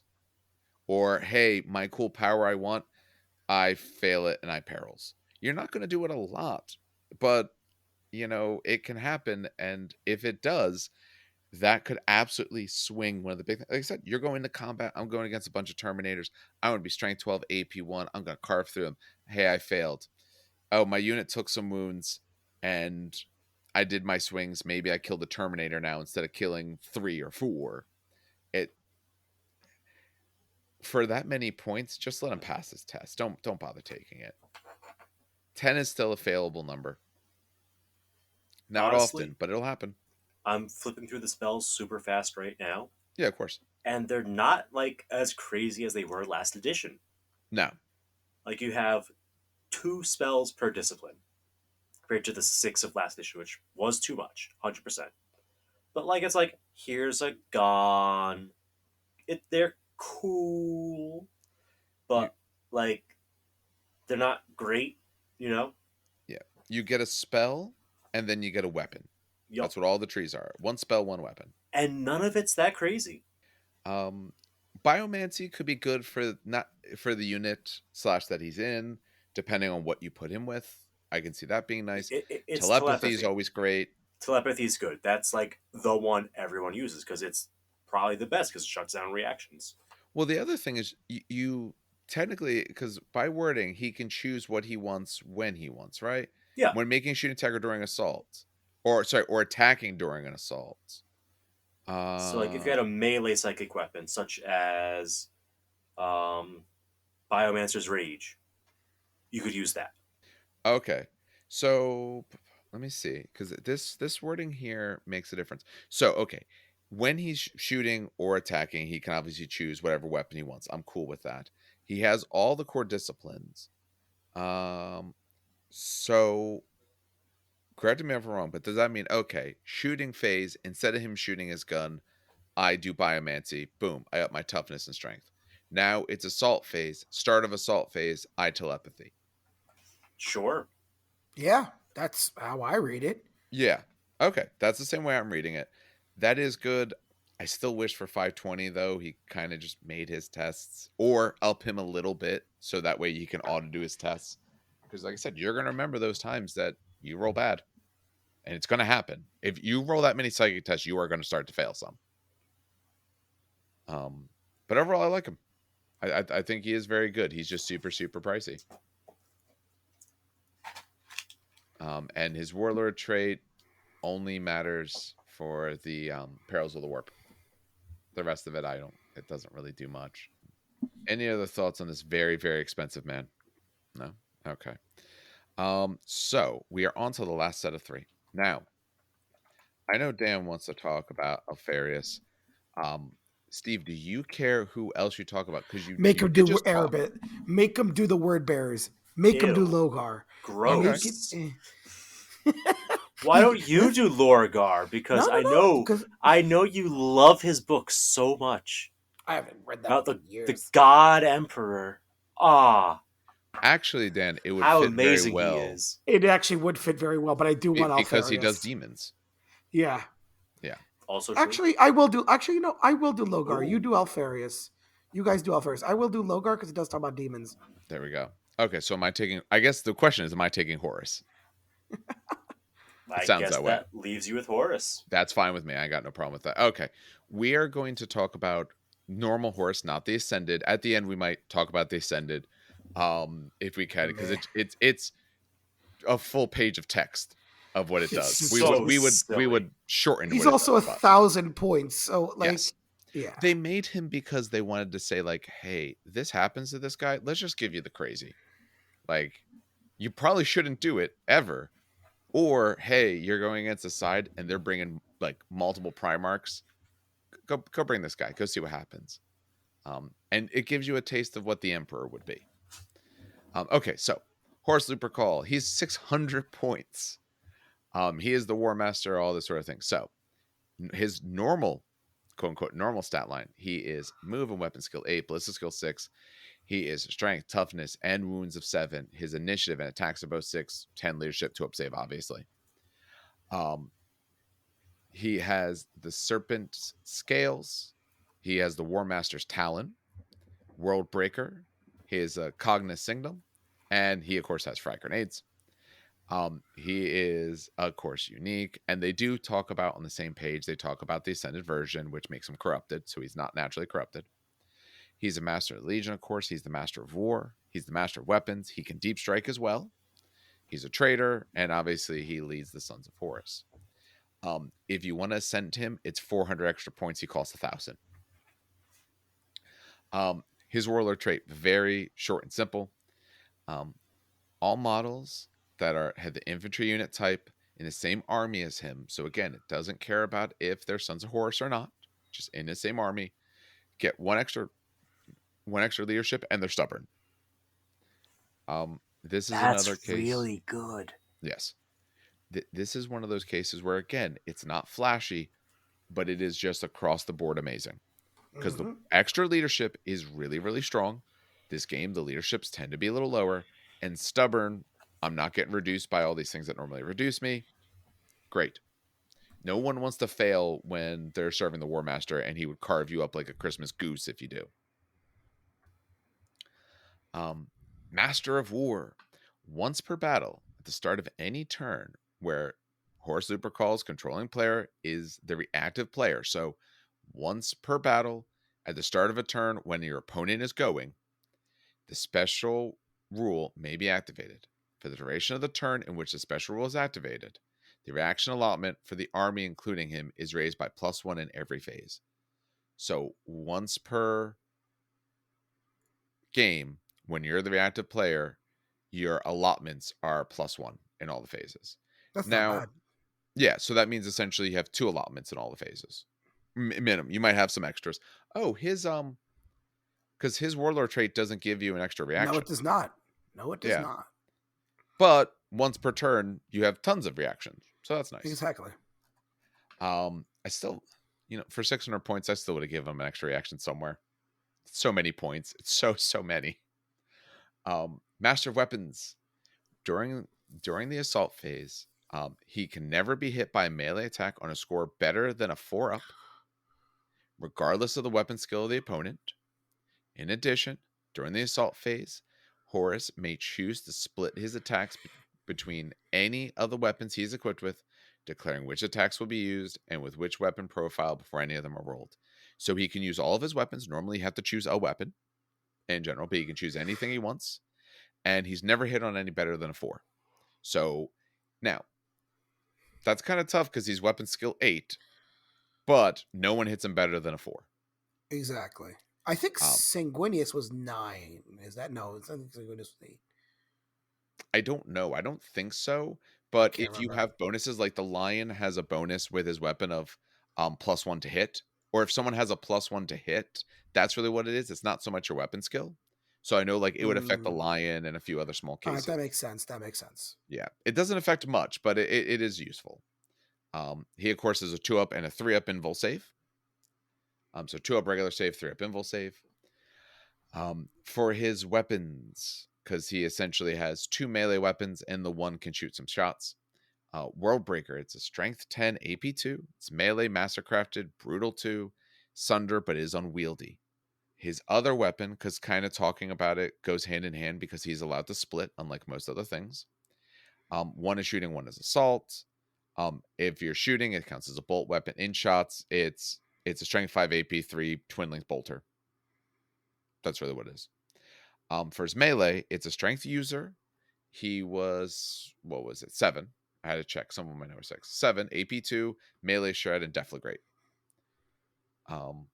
Being able to split is nice. There is certain times when you really want that strength 10, depending on what you're going against. Brutal 2, so if you're going against dreadnoughts or anything like that, or if dreadnoughts are near what you're going against, I can see that. The Talon is really good to go. So deflagrate on a The shredding AP2 weapon. AP2 is that's what I was going to say. The Deflagrate is what gets me for the Talon, Yeah. because okay, the Worldbreaker is great. Don't get me wrong. Brutal 2, Strength 10 is Jesus Christ. But if he's getting swamped by by infantry, the Yeah. Worldbreaker is going to smack someone, but that's it. The Deflagrate on the claw is absolutely going to cleave through people. Yeah. The Talon's what you use for your 1 wound models.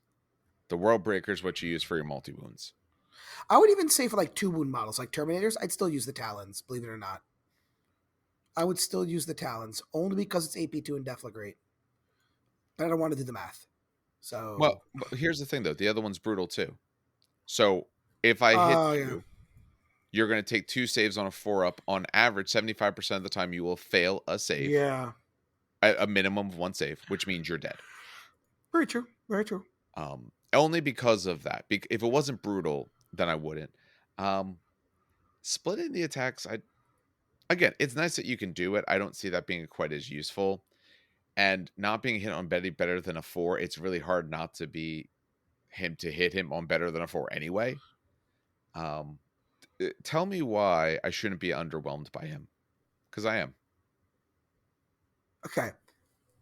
I don't want to be mean, but if you recall, we were kind of underwhelmed with the Legion in the first place anyway. That's true.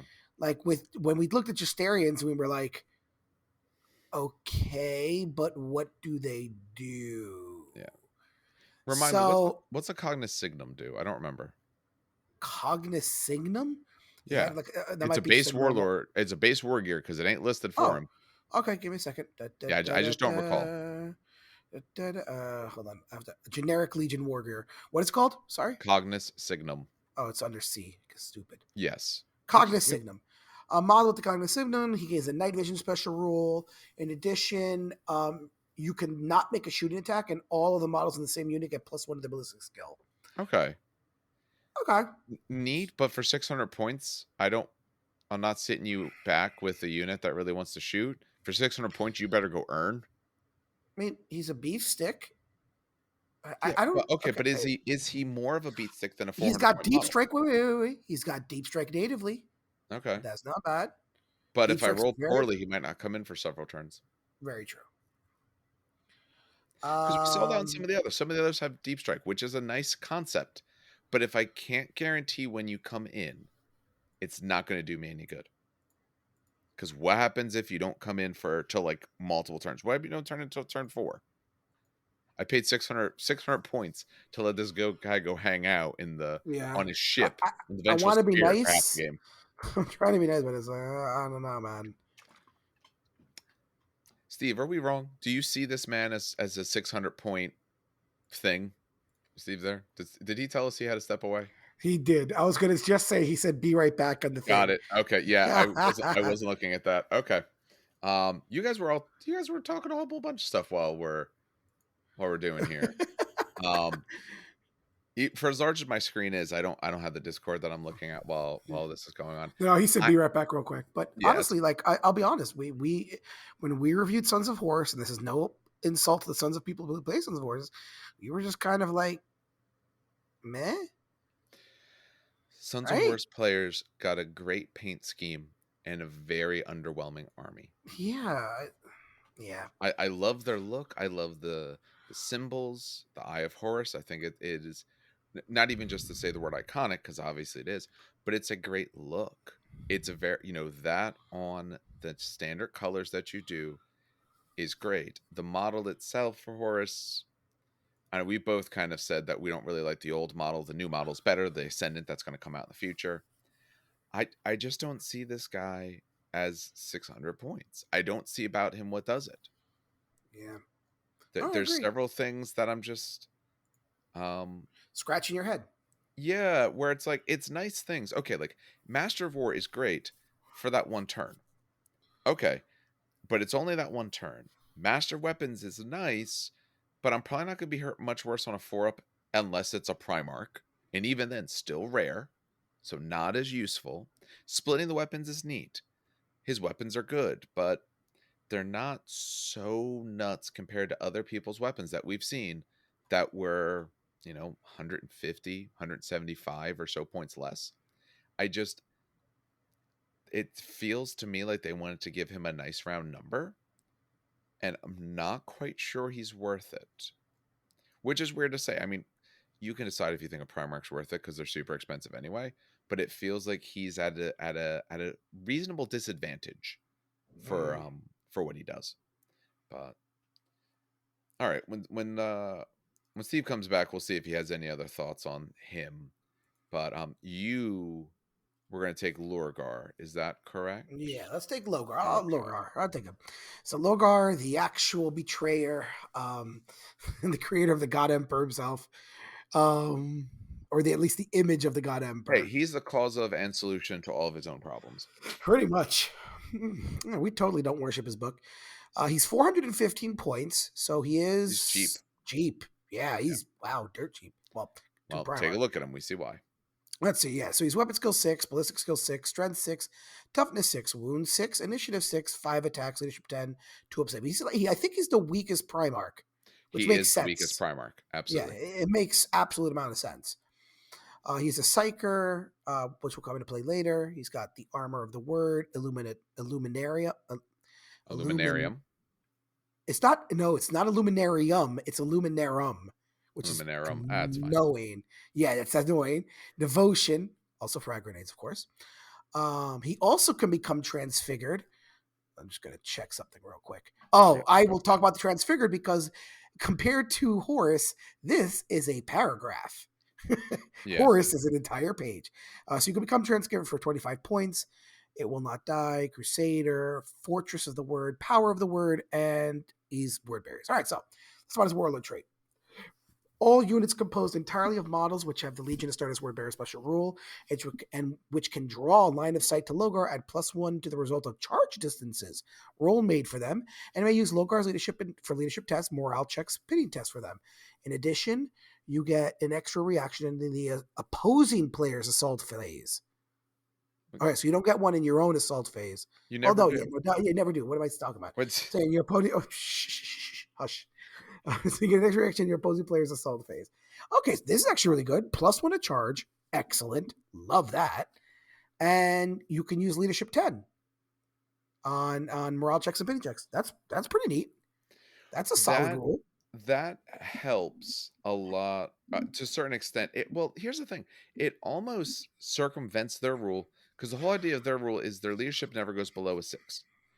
Now, if you lose a giant combat, obviously you might get down to 6. But from 10, you're probably just going to be a bit better anyway. So it kind of it makes sense that that's his rule, but it kind of lowers a little bit of what their overall rule does. Yeah. But it's still a neat one. All right, so now you have It's not bad. Overall, it's nice. Fortress of the Word. So he knows the psychic discipline. I always never know how to say this one. Is it thaumaturgy? Thaumaturgy. Yeah. And divination, which are two really good ones. I don't know what thaumaturgy is. I remember what. Hold on, give me a sec. I don't know. I say that I don't remember, but then again, I have the cheat sheet. So thaumaturgy, to remind ourselves, is what is this? Let me see here. It's a template. Okay, so it's a flamer template at AP3, strength 4 AP3. Yeah. And where is I'm trying to find this what the actual psychic power is, because I see instead of making a shooting attack, select a friendly unit within 12 inches to make a psychic check. If it's passed on a 5 up, you regain a single wound. Okay, I mean, what's the other one? Divination? Let me see. Divination. This is the one where you give precision strike 6 up. Yes. Okay. Or you get precision strike 5 up. Okay. And you have a sniper strength 6 AP2 shot. Okay, that one I like more. I like divination more. That I like for the more. other unit, for the other people in his unit, or to hand out is not bad. He obviously already has where he calls his shots. So, Power of the Word. Any Legion Command Squad, Legion Cataphracta Command Squad, or Tartarus Command Squad, selected as a retinue squad with Lorgar as its leader, gains the Fearless and Feel No Pain 4-up special rule. In addition, once per battle, one friendly unit composed entirely of models with the infantry or cavalry unit type, at least one model within 18 inches of Lorgar. Lorgar. There's an R in there. What did I say? Lorgar? Oh, I say Lorgar. Yeah, that's you're why. saying Lorgar. Yeah, Lorgar. May be selected at the start of any game turn. That chosen unit gains the Fearless and Feel No Pain special rule for the duration of the game turn. All right, that's neat. So your retinue has 4-up Feel No Pain, and once per battle, you can select one model that is within 18 inches, and that unit gains 4-up Feel No Pain and Fearless. That's neat. I actually like that a lot. That could be really nasty if you get charged. Yeah. Yeah, the second part is nice because you might not be taking a retinue. Exactly. But at least you still get the other effect. That's really nice. I like that. Armor of the Word. We're talking about a 2-up armor save and a 4-up invulnerable save. It increases to 3-up invulnerable save. It is infected by a force or... Okay, so if you hit with a force or second focus special rule or wounds inflicted by perils of the warp, you take a 3-up invulnerable. Okay. Yep. I'm not impressed with him so far. Let's see what else he's got. Devotion is a pistol, range 12, not 15 like normal. Strength 8, AP1. Oh, I like this pistol already. I see what it does. Yeah, AP2, Pistol 1, Concussive 2, Graviton Pulse, Haywire, Mastercrafted. So it's a one-shot Haywire gun. Yeah, it's a Graviton gun, but it's with Concussive 2, not Concussive 1, which is nice. I wish he had Fear. If he had Fear, I would like this a lot more, honestly, because then it would play off the concussive. Yeah. I mean, it's a nice shot. Let's see here. The Illuminarum is a power weapon. It's the big mace he has. Morning Star, not mace. Apologies. Yeah. It's strength +2, which makes him strength 8, AP2. Melee, Mastercrafted, Armor Bane, and Brutal 2. Not unwieldy. No. Interesting. That's a normal one-handed weapon. Shouldn't be. No, but it's strength 8 AP2 at initiative, which is... And Brutal 2 at initiative. Yeah, but remember, this is for a Primarch. This is for a guy who's like 400 some points. So. No, I know, I understand, but initiative, that's not bad. I give him props for props to do. That's a pretty good weapon. And then Lorgar Transfigured. If Lorgar is upgraded with the special rule, he gains the Corrupted unit subtype and replaces both psychic disciplines with the Anathema and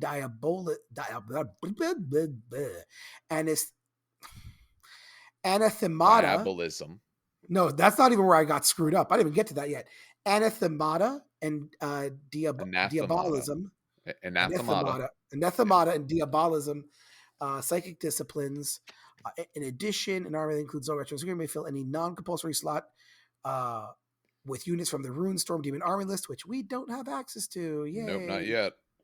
These choices are paid for in points, but they occupy any slots, and they enter play by means of Breach the Veil Psychic Power. Okay. Do we have the anathema? God damn it! Anathemata. All right, so let's see what this It says does. pages 107 and 30. Yeah, here we are. So, 309. Okay. Instead of making a shooting attack, you may select a single enemy unit composed entirely of models with the demon or corrupted unit subtype. Oh, this is less. That sucks. All models in the target unit reduce their strength and toughness by 1. Yeah. And so, do you know what anathema is? Oh, yes, this is sisters. Oh, never mind. Yeah. I'm an idiot. Okay, Yeah. so he's got it. It's the Okay. against demons and for demons powers. Yes. Okay. Yeah, So that's then the let idea. me go to The good and the bad of it. I'm assuming Diabolism is in the book or no? Yeah, page 309. I'm trying to find it. Oh, there it is. It's under word bearers for me. Yeah. Let's see what we got. When a charge is declared for a model with this power or any unit with the model's power, the player may choose any psychic check for the model before any dice are rolled to determine the charge distance. If it is successful, you get the Hammer of Wrath 3 special rule and increase the strength and toughness characteristics by 1 for the duration of the assault phase. Okay. So he gets Hammer of Wrath 3 and strength and toughness plus 1. Okay. And it's got a really shitty template weapon. Okay, again, the problem is we don't have the demon rules. Without the demon rules, I have zero idea. Like, he's good. Don't get me wrong, but very much like I mentioned with the word bearers when we reviewed it, it's almost like they're missing a piece. They are. I feel like they're supposed to be playing with the demons. It makes sense, and I feel like the demons would add something to this army. Wait. You're telling me that word bearers fuck with demons? What? Yeah, no, I look at this and it's like, listen, it's cool, but I don't want to review it when the demons come out, but it's like, I feel like when the demons come out, this will make a lot more sense. I still like his weapon though. The strength 8 AP2 at initiative 6 with brutal 2. That's nice. I thought he was going to be the weakest Primarch, but honestly, that's a pretty damn good weapon at initiative 6. Yeah. Being brutal is great. Yeah, at initiative 6 at strength 8 AP2. Now he is hitting on 5s against most of them. Yeah, that's the thing. Yeah. The other thing to keep in mind is with corrupted, if you make him corrupted, he can only go with corrupted units, or essentially it's like demons, or if he's not corrupted, he can't. So like Galvarbach are corrupted. So if you want him with them, you have to corrupt him. And if you do corrupt him, it's going to, depending on your army, he might be more limited with who he can join up with later on. All right. I mean, listen, is he cool? Yes. Sit on that fence. Go ahead. He loves sitting on the fence. I listen. I'll be honest. I don't. He's see him. the cheapest by 10 much points. Like what we said. Yeah, much like what we said with Horus. He's okay. Like he doesn't. Like the other ones just wowed me, and the Horus and Lorgar are just like okay, they're there. Yeah, but he's also 185 points less than the other guy who didn't wow you. I can take him and do more stuff. So I think they both run into a problem in that they're in legions that don't inspire us with their rules and abilities. Yeah. Okay. I think that if you are a player who likes running a tooled up command squad, Lorgar makes sense. I agree.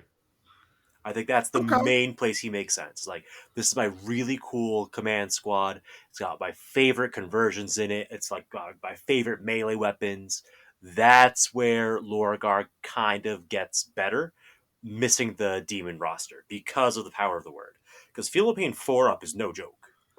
Yeah.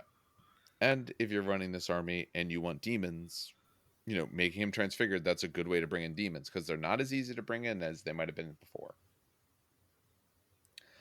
Steve, you weren't here for the discussion. We, while talking about Horus, were exceptionally underwhelmed. I mean, he's a big points investment. Yes, that was the problem. We didn't feel and that there's the a things lot he of words. does are worth it. There's a lot of words on the page. Super quick skim. I mean, 3 Binvolls are nice. But other people have that for cheaper. Yeah, but they don't have 7 wounds. Brutal 2 is nice. He's a decent combatant, and he buffs the army. I don't know how to explain this. He's like a generic Primarch, but like +1. That's what that's like my quick overview, right? Because like the generic Primarch has 6s across the board.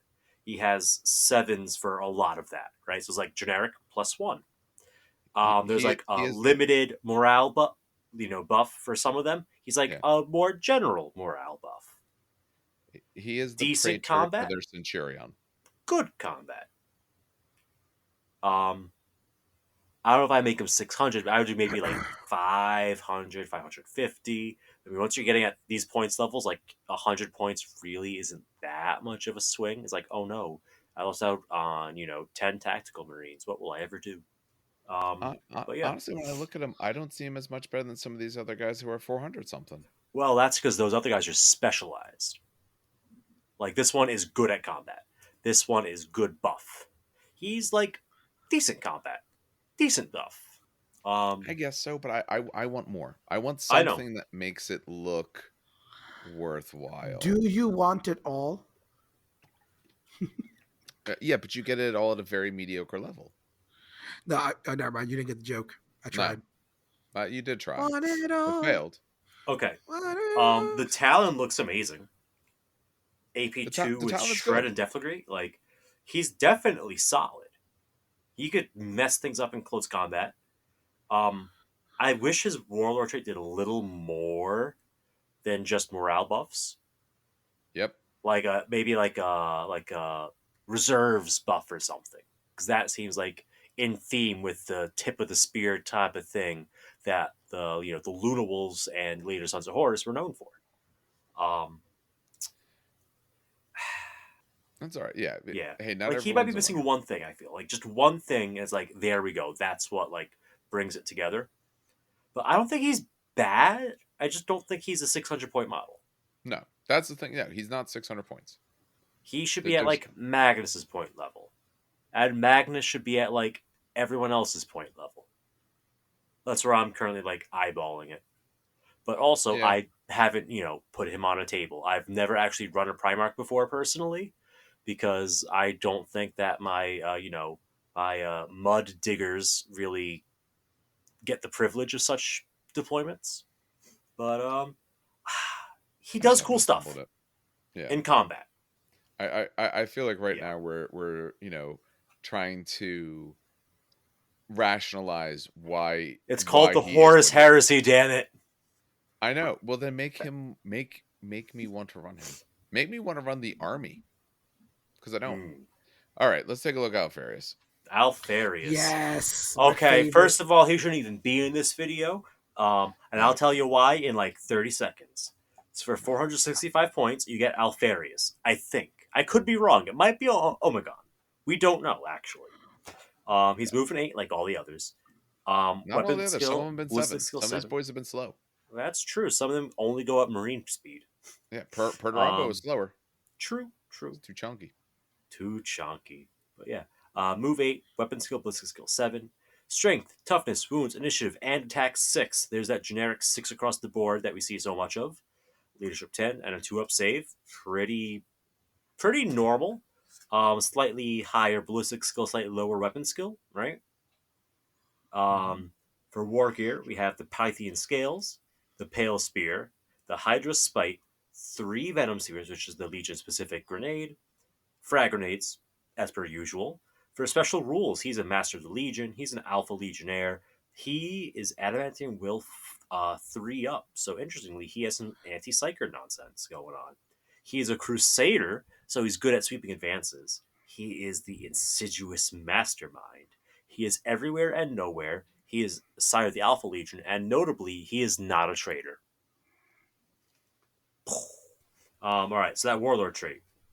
At the start of the battle, after all has been deployed, including units as part of Infiltrator and Scout, you can... It's just redeploy 3 units. As long as they're purely Alpha Legion. Redeploy 3 units. Yep. You can put things into reserve, but not out of reserve. Right? Yes. Um, Yep, or place it in reserve, and they then have to you be get they an have to be extra. Yeah, deployed. So yeah, I think you have to be on the board to go get I would redeployed. say I don't think you yes. could. I don't think you could redeploy out of reserves because that's the usual rules. I don't see Yeah, any sort of I would exception go with the mentioned same. here. Yeah. Yeah. But I mean, redeployments, as everyone knows, from like 40k, can be exceptionally powerful tools. So that's really cool. In addition, you get you pick a single phase at the start of any turn and get an extra reaction in that phase. So it's like, oh, this turn I need an extra movement. I think this turn I think I need more shooting. I kind of feel like I want an extra assault reaction this turn. Right? Am I reading that right? Every turn you can Yes. change it up. That's incredible. That's how I That read is it. At the start so of any good. turn. That is possibly the best reaction option in the game. Just what you need when you need it. That's awesome. And very Alpha Legionnaire. So let's look at these special rules. Everywhere and nowhere. Um, you before you deploy models, Alpharus may gain any one of the following rules: infiltrate, scout, or deep strike. So you get one of those three. It's bothering me that they don't have the comma after scout because I'm a huge proponent of the Oxford comma, and I'm looking at this and it's Look bothering at me this so Oxford man much. we have over here. This has had entire lawsuits built around it. Yes, it does. Kills me. Oxford Kills me. comma, people. Just throw it in there. It looks fancier. Just live that life.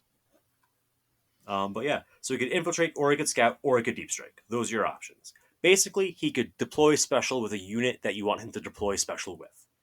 Yep. Makes sense. Yeah. You could The also 3 select units up to getting it too is nice. yeah. I was about to get to that. So up to Oh, my 3 apologies. friendly units that are Alpha Legion, okay, get the same rule. So you can make 3 units deep strike, or 3 units scout, or 3 units infiltrate, as you so choose. Like, I want my multi melt to set up in that really good defensive position. Your wish is granted. Bam. I want to deep strike, I don't know, Terminators because they're slow. Bam. Done.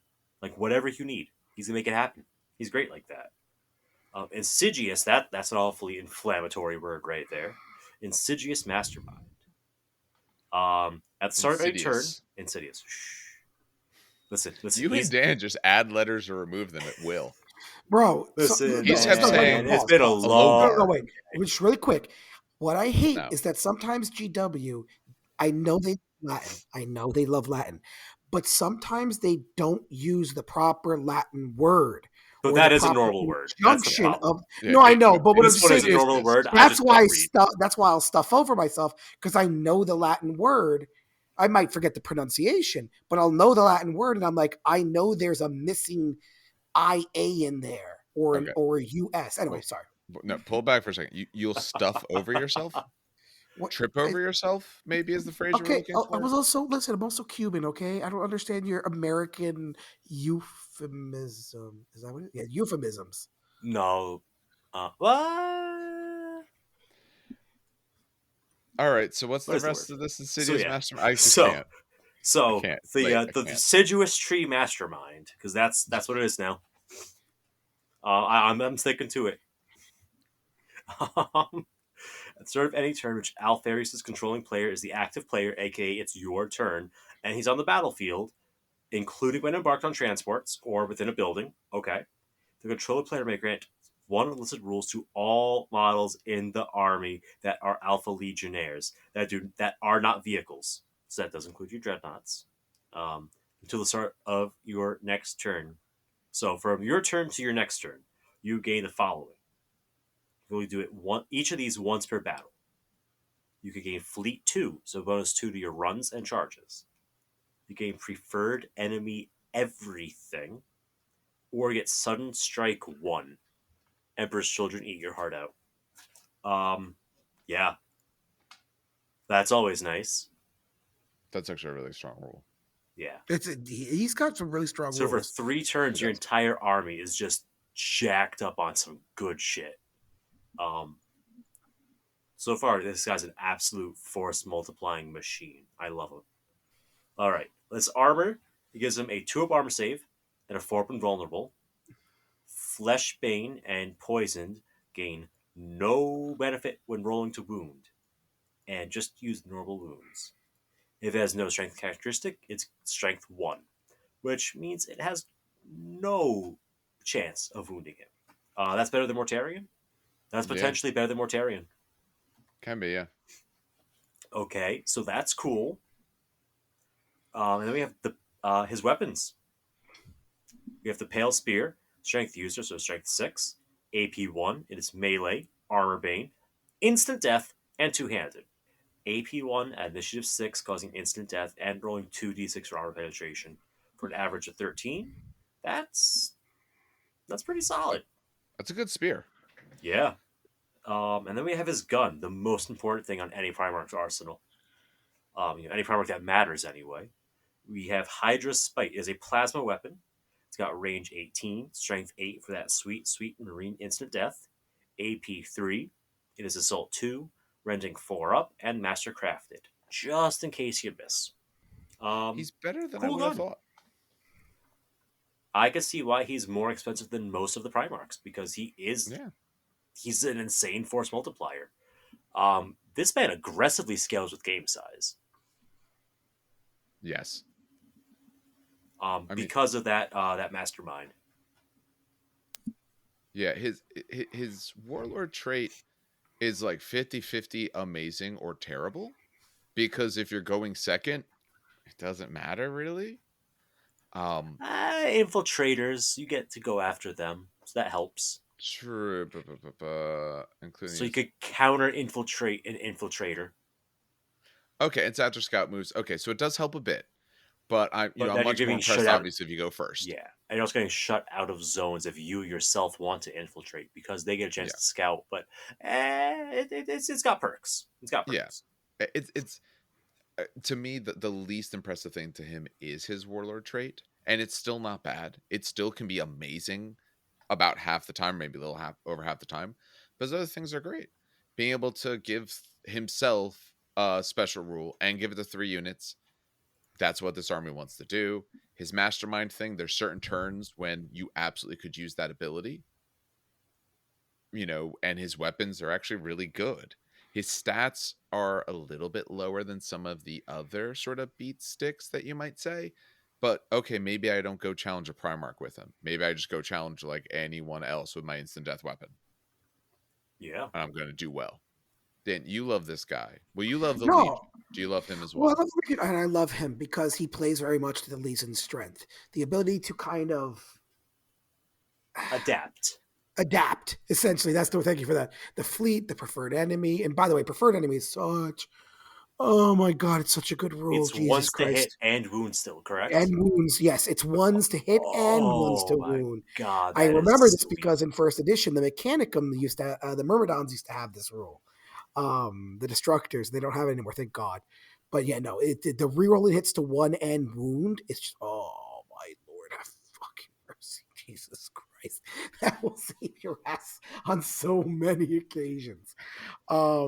But Sudden Strike is great too, especially because if I'm not mistaken, the daggers that they had that are breach 5 up or whatever, aren't they Sudden Strike as well? Yes, they are. So you can go up to initiative 6. I don't know if it stacks because it's 2 instances of the same rule. Oh, you might be right. Okay. Yeah. But if Fleet it's the 2 same rule, it would not stack. Okay. But Fleet 2 is really nice too. But yeah, no, the preferred enemy is the scout, the ability to scout, deep strike, and redeploy. I like him because he's so freaking adaptable. I know people complained about him losing the rule of hiding in a unit, but let's be honest, like these rules are pretty freaking powerful. But yeah, that's me. Infiltrate your tank squads if you really want. It works. It works.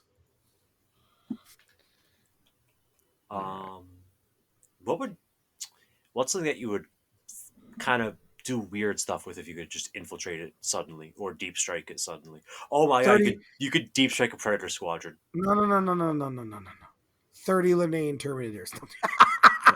Oh my god, wow. Dan wants to run 30 Linnaean Terminators. 30 Linnaean Terminators that have a line infiltrating up the board. No, I am shocked. If Dan wanted to run them, he would have kept the army. Ooh, he doesn't. Very true. No, it's very true. No, it's a very good point.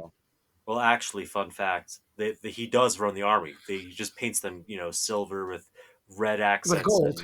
and gold. Gold details and claims they're custodians, but they're actually all Earden Terminators. No, he's really cool. He is, and it's, again, I am slightly biased because I like the Alpha Legion a lot, but I do think he's actually one of the cooler Primarchs just from the level of adaptability he has. Oh no, definitely. Like Yeah. Alpha Legion is an army where you build it with like I have an idea, but I'm keeping it adaptable, and that's the thing I appreciate. It's not just like I have one plan, one trick up my sleeve. It's like I have one trick I'm probably going to use. I have a backup plan, and a backup plan, and a backup plan to that backup plan. I like it. Um, a lot of the Legion specific stuff, the Headhunter kill team. Let's be honest, that's all I'm talking about. Headhunter kill team already Yeah. has half the stuff going on, but still, it helps the rest of it. It lets you do it for the units that maybe when you looked at your army, you said, I take these guys, or I would like to take this unit, but it doesn't synergize well because my other guys are up the board and these guys are in the back, or something like that. Or this lets you add them in and give them the role that you feel they truly need to fit your play style and the army. That's what I like about it.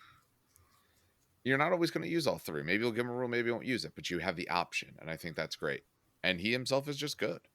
All right. Very briefly, I thought we would talk about Horus Ascendant because I went through all of his stuff. And Yeah, might as well. Tell me if this is worth 400 points. I'm not going to bury the lead. It's not. So we'll go through this really briefly here. If you make him Ascendant for 400 extra points, you make this bad boy 1,000 points.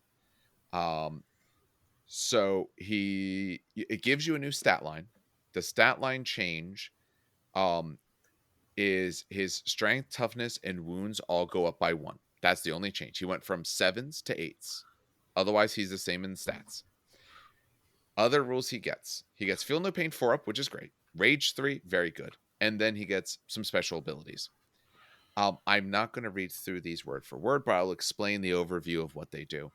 Dark Fate is the first time he dies, he goes to reserves. It talks about what to do if he's in a retinue and things like that, but essentially when he dies, go to reserve with 1 wound, roll for reserves, he comes back out. Interestingly enough, if Slay the Warlord is an objective and he's removed, or any other ones that talk about warlords being killed for victory points, is in effect, it is still triggered when he's moved to reserves, and it can be triggered a second time if he dies again. No. Yes, it actually says that, and I read it twice to be sure. Yeah, it actually, you can get it twice for him, which is very interesting. That Okay. is not good. No. Power of Chaos Eternal. We've seen someone else had a very similar thing. Once per game in an assault phase, it doesn't matter if it's yours or the opponent's. Choose it. You make him strength 10, toughness 10 for the duration. Unwieldy no longer matters to him, so he can swing his hammer at initiative. That's at nice. the end, he takes a perils, and the wounds must go to friendly models in his unit, if there's any of them, before he takes those wounds. So he has to pass the perils on to someone else. I mean, that's what we all do anyway, so that's not so bad. Spreading corruption is just that he can make corrupted units. For 25 points, people can be corrupted. Now, those 25 points, are they technically part of Horus's points cost or the unit's point cost? Because it matters with the 25% rule. No, because it's the points cost of the unit. All right. So this is about a day later or so. We cut the recording off at that moment because my wife needed help with something. It was actually getting very, very late. So I just want to do some brief thoughts on the Horus Ascendant, which is just talked about, and then kind of close out the show. So overall, he's probably not worth 1,000 points at the end of the day. Is he cool? Yes. The new model, I think, is a huge improvement. I think we all kind of agree, at least on the show, that it's a step up in every way, and he does absolutely look great. I mean, this is the centerpiece. You take it because you have the model, you have the army, and how great it looks. Does his additional things he get worth 400 points? Probably no, but that's fine. I think it's good game design to have special named characters over cost rather than under, because that means you're bringing them because you want to and because of how cool they seem to you and how their fluff fits and all those sorts of things, rather than you're bringing him because he's the absolute best thing. I mean, is he going to truck some people down? Absolutely. But is he going to necessarily earn 1,000 points worth of things he trucks down? I think that can be tough. And a Dark Fate can be a liability because you could give up Slay the Warlord or something else Warlord related multiple times. It might be hard to kill him the first time, but the second time he doesn't come back very healthy. There is some ways to heal back, of course, but we might be able to take him down then twice. All right, so on to the actual closing then. As always, we'd like to thank everyone who does listen to the show. I know for December our content's been a bit light. That is not something we wanted to do that way, but holidays and everything else obviously comes up and gets in the way, as well as various illnesses and all kinds of other life events have occurred that I just won't go into. But we're in a good position for in January to kind of get back to closer to what we like, get back to a more regular schedule, at least for a little bit. Still might only be about one episode a week, but then I have some time to do some other things. We might be able to get some other recordings, other types of things out. I want to start doing more separate content related to board games and like stuff like that. So we have a lot of ideas of what to do in the new year, as well as some other things that we're working on that we'll be announcing later. Remember, if you do want to reach out, at this point, we do have a Facebook. The Facebook is up and running. Just look up Terrain Kickers Podcast. You'll find it. Dan is the one who controls that. The other of us obviously look at and contribute, but he's the main person for that. Discord's still a work in progress, but I've been way too busy to do much of anything, especially now with finals happening. I barely have time for my own work, let alone anything extra. You can always reach out also to us through email, trainkickersnj@gmail.com. As always, we put this out on any podcatcher as well as on YouTube. There is some YouTube exclusive content. As time goes, I would like to add more to that, especially as we do video and all. So helping us grow there is, exceptionally useful. Although just listens in any way that you want to do, in any form of support like that is amazing. We've had a really good year, I think. Now, for next episode, I think we're probably going to do a little bit of a Primarch comparison. What I'd like to do first is sort of a tier. I have some ideas exactly how I want to do it, but sort of a tier list. And then after that, maybe we'll do the normal, say, Primarch v Primarch Smackdown sort of, fight type thing. Because I think the tier list, I think you have to stay clear a little bit from Primarch versus Primarch as one of your determining factors. Because to me, don't get me wrong, it's very cool. It can be very fluffy and very thematic.